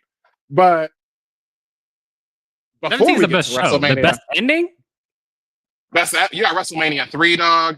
WrestleMania last year. Are you kidding me? I mean, and I'm not saying it's last year. Okay, I'll give you last year. Last year's up. I'm just saying. Yeah, WrestleMania 3, we wasn't even born yet. Like, that shit was fire. 2001, on the go-home edition of Monday Night Raw before WrestleMania, Vince McMahon revealed on a live simulcast with WCW Monday Nitro from Panama City in Florida that he had purchased WCW and announced that he had bought his competition, quote unquote, during the simulcast. Vince, grab him by the throat. McMahon's son and upcoming WrestleMania opponent, Shane McMahon, announced on this historic broadcast that he was the new kayfabe owner of WCW. Also, Stone Cold Steve Austin and then WWF champion The Rock defeated the Brothers of Destruction, Undertaker, and Kane in the main event of this episode. But yeah, I mean, I care about this. I feel like maybe not this exact moment, but this is leading into WrestleMania 17. This is another one of those that's like, I watched this live. As bad as two non-wrestlers can be in the ring, I cared about every single bit of this. Are you kidding me? And we know 17 also has literally the best recaps of all time. Like, so that's part of the show. Like, just showing us the history of what got us here and everything like that. And seeing this was a great ending. This match, Shane versus Vince at WrestleMania 17, is the definition of sports professional wrestling. Sports entertainment is the definition of sports entertainment. When Linda gets up out of that comatose state, she's been coma for 6 months, and then Shane is just like, and he's like, "Oh man, like you can't tell me that is not the best TV in the fucking world." Reaction. And then Shane, we finally understand his finisher, the coast to coast. You get to see it. And people do that now. There's other people. Shane is a non-wrestler inventing wrestling moves. You know what I'm saying? Or not inventing. I'm sure Rob Van Dam or somebody did that at ECW. But like, for that to be synonymous, that is your move. That is your finisher, and it always has been. That's dope as hell. And Shane is one of my guys, I guess. You know what I'm saying? Great. So, awesome moment. Yes, the name on the contract does say McMahon. Shane McMahon. Yeah. Awesome moment. All right, and then our match category, in this case, rivalry category. This is matches and rivalry. Ember Moon and Asuka. You know what I mean? I'm constantly just going through like the holy crap, the archives, wrestling archives and stuff like that. And WWE NXT YouTube channel is nice enough to put up all this old stuff that's at least like, some of the stuff is like literally from last year, if not this year. You know what I mean? But full matches, full pay-per-views, everything like that. And really what started me here was I went on an Athena deep dive. I watched a 5.5 hour straight video of Athena's undefeated run as Ring of Honor champion. How she's been here up until about 3 months ago is where the video ends. And I'm just like, God damn. Like, Athena's she's so in her fucking bag. You know what I'm saying? So I'm just like looking at her cage match and shit like that. And I'm like, before I even can get to like rivalries and stuff, that tab, you know, Asuka is the first thing that pops in my head. I go straight to YouTube, Ember Moon versus Asuka, and I watch both of these, dog.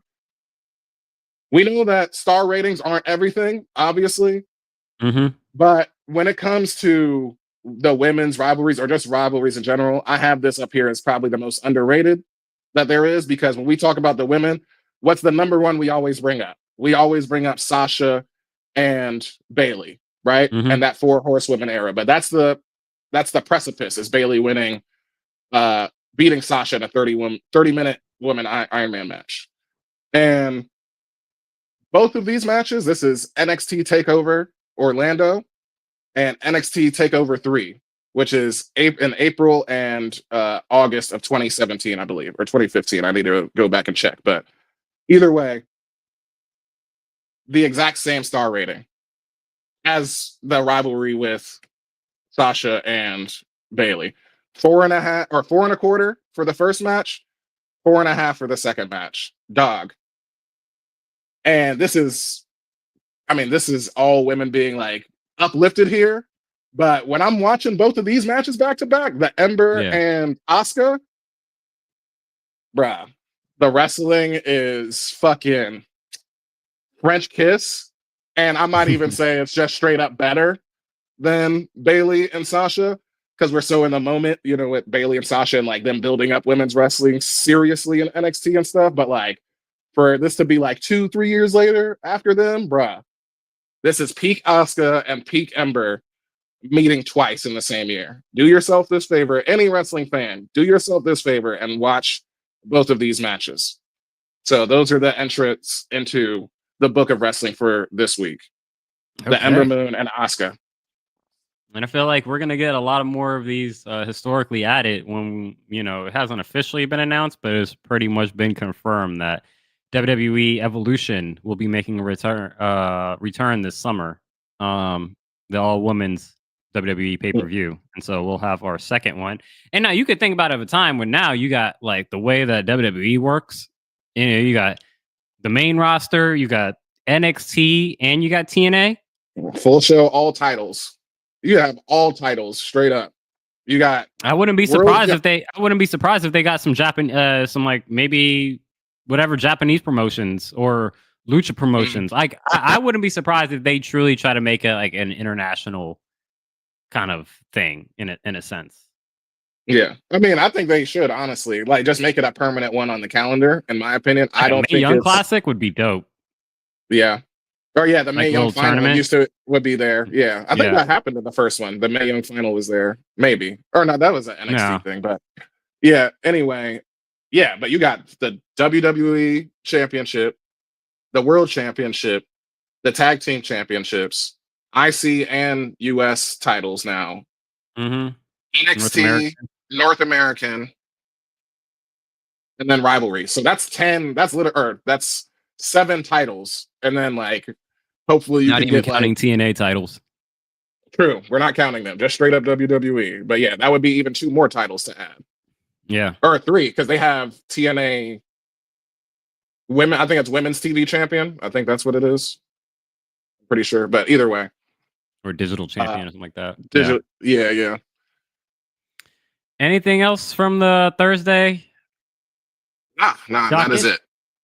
All right, let's get into the last show of the week. SmackDown, the Boutique.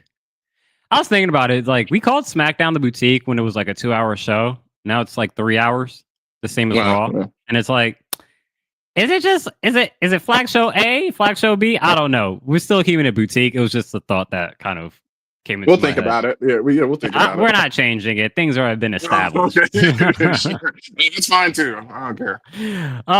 My primo, we both agree. Roman Seth Punk contract signing. This add all the juice, and maybe it also added because I was sipping during the show.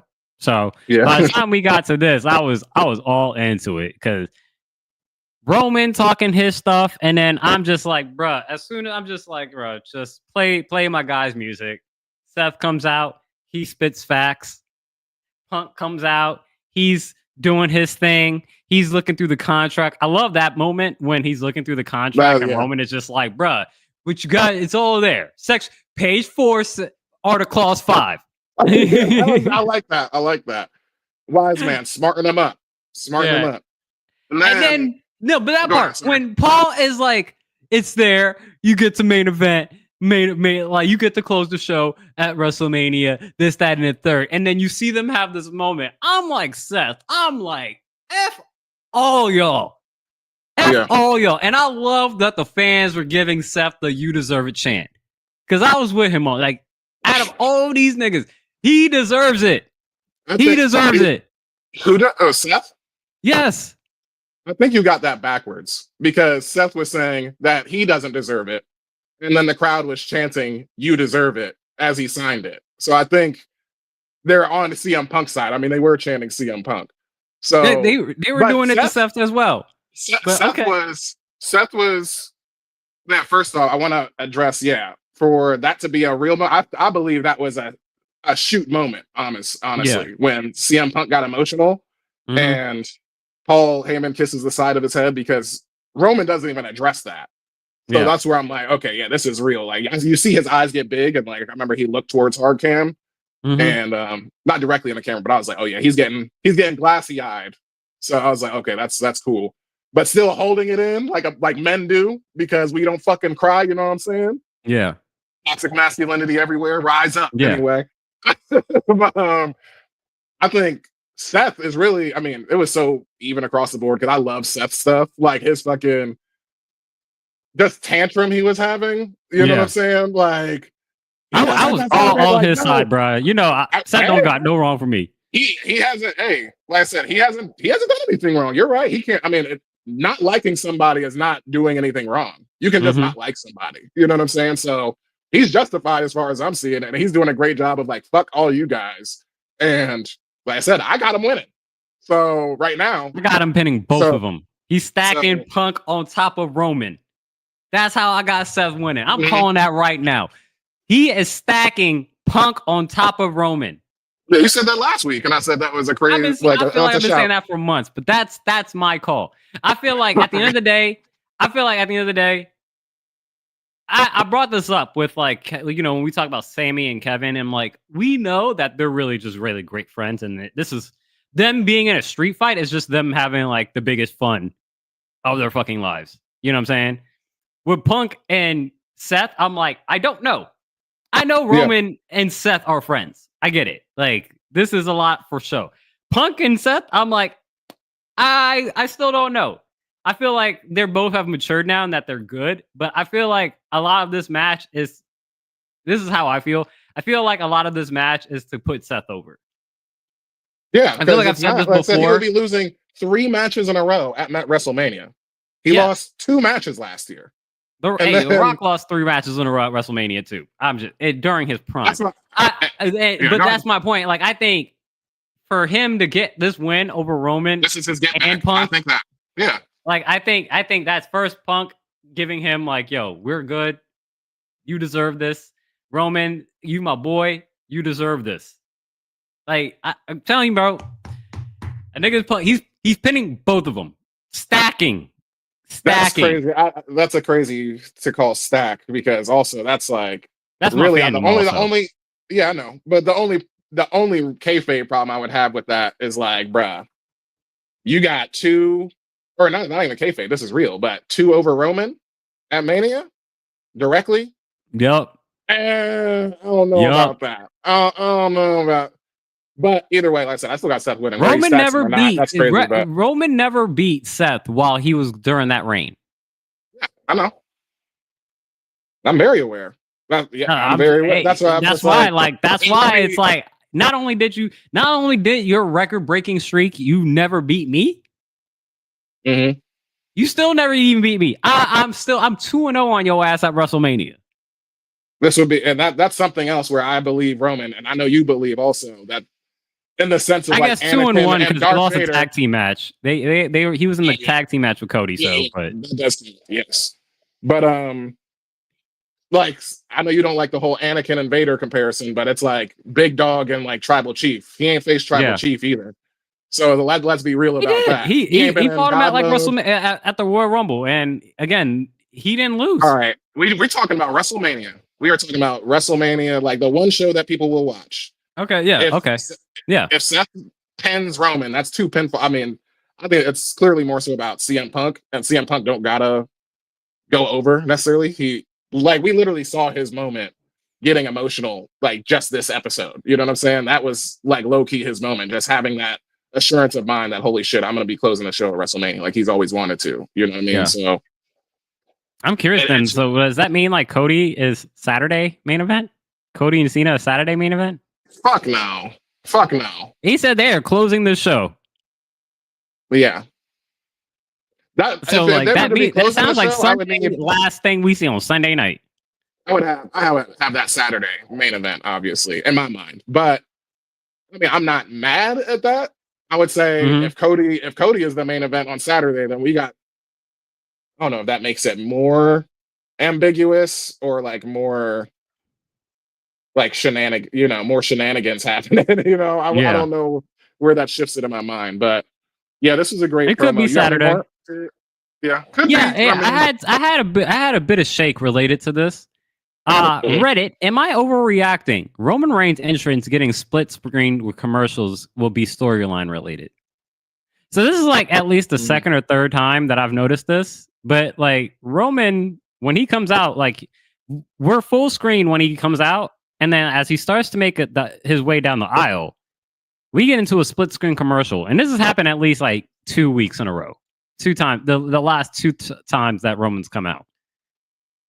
Maybe I'm overreacting, but I'm like, bruh, is that just like diminishing the character? I get it. Like from a real life perspective, like, yes, you need to get your commercial money in. Fine, I get it. But I'm like, we never used to skip this. We never used to skip this. And now we putting commercial breaks in? Let me put a battery in your back. Let me cut in right here. I mean, Roman was just in the ring in this promo saying, thank me, CM Punk. I'm the reason that you in the main event. I'm a walking main event, type shit. You know what I'm saying? Whereas we both got Seth winning right now, right? So it's like clearly that power is going to be shifted back away from Roman as the main event somehow. Like maybe they're starting that already. You know what I'm saying? Maybe that is like legit storyline. Like you ain't as big as you think you are, Tribal Chief. You ain't got the title. You know what I'm saying? The shine ain't as bright as it used to be. Like the light is dimming a little bit. That's why we putting you. That's why we split screening your entrance. Exactly. I was like, exactly. See? It's a little weird. That's a little weird, but I get it in real life because I'm like, would they ever split screen Cody? Right now, no. Absolutely You're not split screening Cody's entrance with a commercial. The fact that you're doing that to the Tribal Chief is wild. But maybe I'm overreacting. That's why I have it in shake. But we'll keep it up with it. Anything else with the contract signing that piqued your interest? Obviously, it did end up with Punk saying that this was not him cashing in his the favor with Paul. Sure, so. I just thought that was like seasoning on the end because the whole promo took the weight of that, honestly. And sure, yeah, it can come later. That's fine. I just hope I care at that point. I hope it doesn't it's not like falls on deaf ears by the time we get there. You know what I'm saying? You gotta, whenever you drop this favor, it's gotta be a storyline momentum. You know what I'm saying? So it has like the most gravitas to it. If we're gonna continue, a major storyline with Punk, because they're holding on to it and they've mentioned it twice, 3 times, like on TV. You know what I'm saying? So it's like, all right, we get it. So just show us, I guess. I wonder what it'll be, but a mid that we agree on, Jade, proceed with caution from Naomi. I did enjoy this vignette. What you think? No, yeah. Again, I think the Naomi heel turn, and I'm not even going to call it the heel turn. It's more of the character development as her becoming bad Naomi, quote unquote. It's really believable. Like that was a great video of her just kind of going through everything and talking about a lot of the things that not only just us but just people that that are fans of Naomi talking about like, yo man, like put some respect on my name. And it felt believable. It felt legit. It didn't feel like she was struggling. It didn't feel like she was putting on a face as far as being a heel. It felt that it felt believable.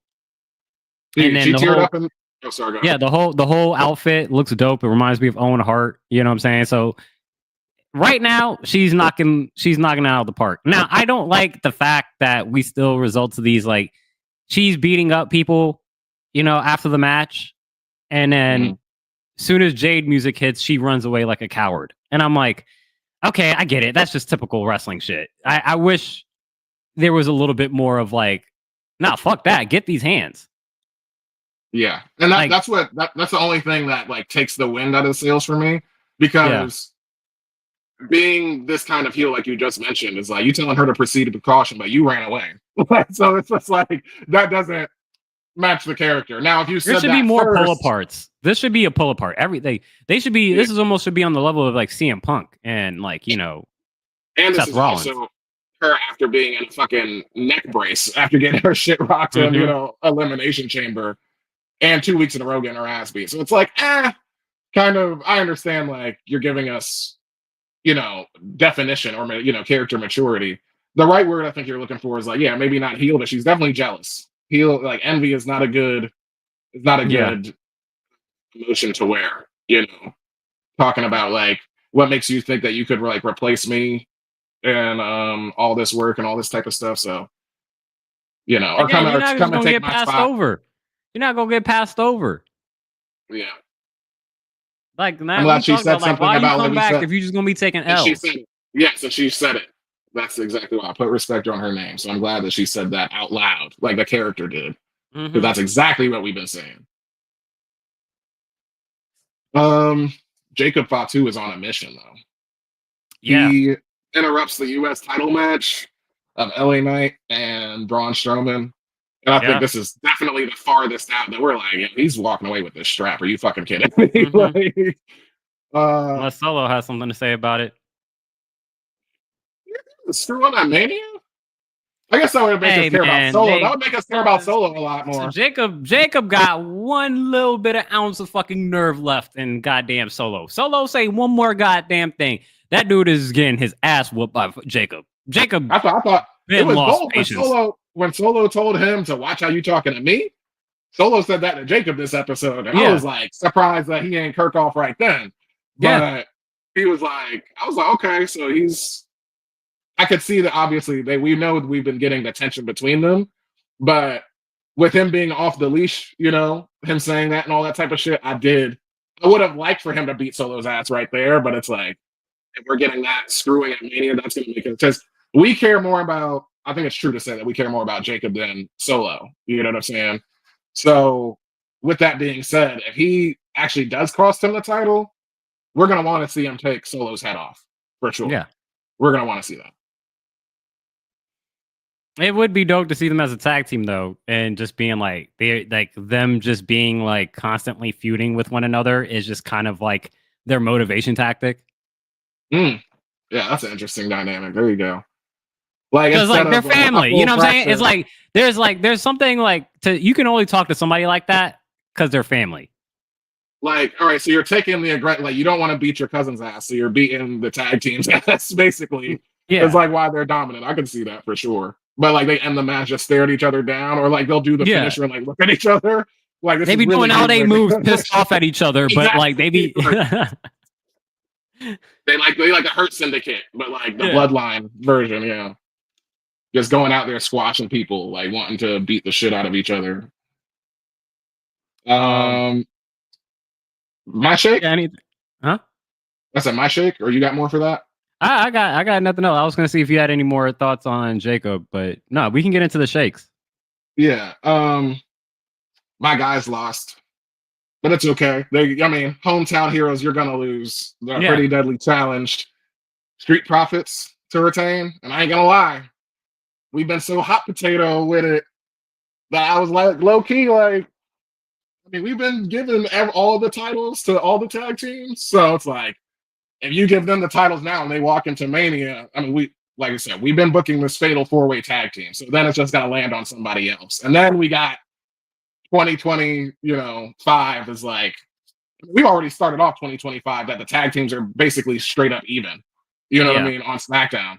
So it's like, it's effectively, you would just be continuing that storyline, which is, interesting enough to tell. So it's like, I would like to see like, maybe just slightly more nuanced character depth there if we were to get that, but obviously they didn't win, so we don't got to worry about that.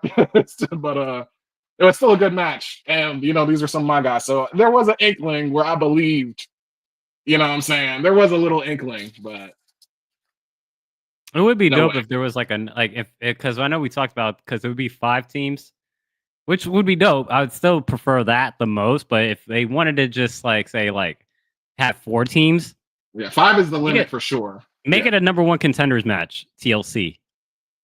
Basically like Money in the Bank for tag team. Oh my god. Remember, they actually did have that at the Money in Bank when freaking, what is it, Heavy Machinery won? Otis won Oh, the okay. tag team. Yeah, Money in the Bank. I remember that.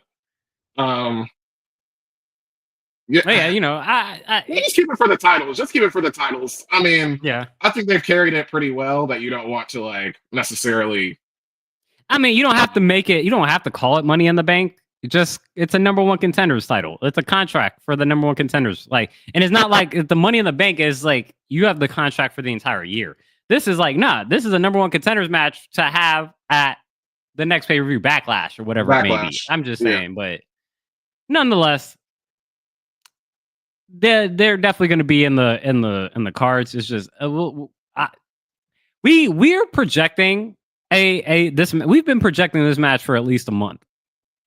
We don't even know what the hell the tag team titles are going to be. What's going to happen at WrestleMania? Okay, let's just say we're booking our 5-way. That's just happening, right? Yeah. So I know we've said this over the last few weeks. Street Profits, Pretty Deadly, MCMG, Garza's, and DIY. Mm-hmm. Where do you put Pretty Deadly in odds for that?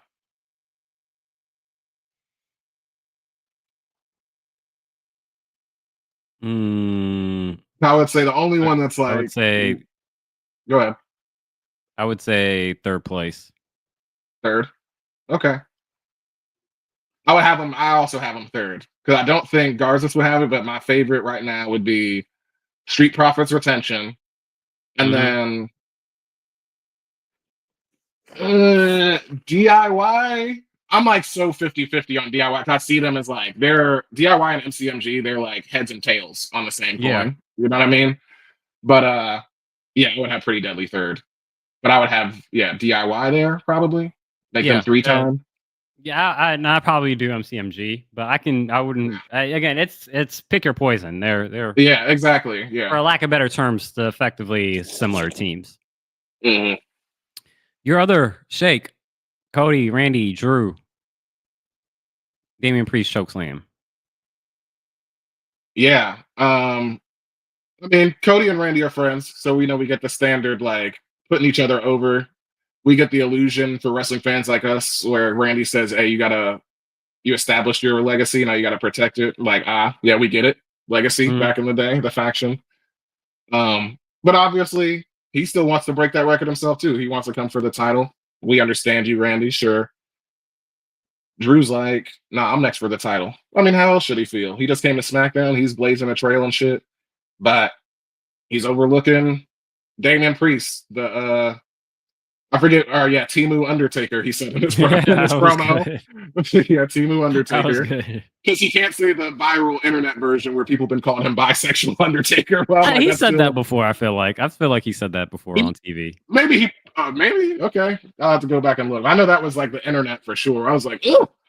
It's funny, but I'm like, are we gonna say that? But yeah, the Timu hits just as hard. And Damian's like, hey, you got any more fucking jokes? They're putting him, south of heaven into the windshield of a car. And he complains even at the end of that. And he's like, I got glass in my eye. At the end of that. So then I was like, oh man, are we gonna get like, that'd be awesome if like Drew becomes a pirate like right before. I patch Drew. That'd be interesting. I patch Drew right before Mania. With the anger that he has. Yeah. Yeah. You cost me an eye? Oh yeah. And you cost me the championship last year? It's like, yeah. I mean, Drew's he's getting his lick back in Mania for sure. Yeah, it's that's Scott Pilgrim. Like, are you a pirate? Like, why are you dressed up like a pirate? It's like, pirates are in this season? Right. Ain't nobody gonna actually say that to him. But that's it for SmackDown, right? No, that's it for me. Since I started off the Percy's, I want you to start off champion of the week. Yeah, my champion of the week is pretty simple. This actually came from last night's SmackDown. So after you know, the whole Jade and Naomi kind of confrontation out where like Naomi ran away. Jade is helping not Bianca, BFAB BFAB, to the back. And Charlotte is coming out for her match against Michin. And Jade has a little bit of a stare down with Charlotte. And the only thing that came up in my mind was Francis from Bug's Life, the Shoe Fly Don't Bother Me award title to Charlotte as she just walked past Jade. Because I'm like, Jade, you might have the physical stature that might be comparable. That's it. That's it. Exactly.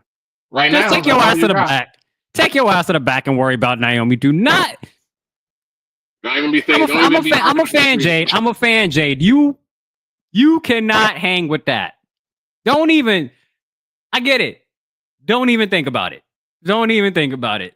Like, that is that's a dream match for us. We gotta get there. Yeah, not in the next 2 years. 2 years? She can get there in the next 2 years. Maybe not for that. Yeah. She can at least challenge Charlotte. She can challenge Charlotte for sure. Okay. Before that, it ain't gonna be competitive. I'm not saying she's winning. I'm not saying she's gonna win. I'm not saying that. Obviously, like there's a good visual. There's a good visual between having them, but as far as like, come on now. If this was an actual match, this is a wash. Yeah, tell me you're a 90s kid without telling me you're a 90s kid with this bug life reference. You know what I'm saying? It's just like, yeah, Shoe Fly Don't Bug Me is a fucking pull hearing that. Because I know exactly what you was talking about and seeing this little clip is so funny. Yeah. That's my champion, Charlotte DeFrancis from Bug's Life. Yeah. Shoe Fly Don't Bother Me. And this is not a stray. You know I'm a fan of Tiffany, but like same thing like you said. At least Jade got the physique. I understand Tiff is the champ, but like if we going like straight up like heavyweights, you know what I'm saying? Weight divisions like we be saying, bruh, like you about to get thrown around the ring. So yeah, I would like to see that. My champion of the week. This is the Walker and Texas Ranger from Talladega Nights. I'm 10 years old, but I'll beat your ass. I'm gonna come at you like a spider monkey. I'm all jacked up on Mountain Dew. Title to the little girl fan at AEW Collision and Chris Jericho getting this fan interaction off. I don't know if you saw this clip. Yeah, I watched the clip. It's really good. Don't gotta explain it to you, but just Chris Jericho and the Learning Tree, they are outside of the ring after the end of their promo or their segment. And there's this little girl in this beanie sitting in ringside who's just like, you're old. You know, just talking smack to Chris Jericho. And he's like, I'll ground you, kid. I'll ground you. And she just gives him the finger. Yeah. Like, what? It's like, she's probably 8 years old. She's definitely not over 10. I'd give her 8, 9. How old do you think this kid is? She's like, I assume she's not. She showed her abs, and I'm like, nah, that is influence level abs. There's no child with abs like that. She worked out. Little Hercules growing up, you remember him. There was a whole article on him. Yeah, and I'm saying like them. It's like she's an influencer. I didn't look into it, but I'm assuming abs like that. Like she's like a social media like MMA influencer, like a kid. She might be.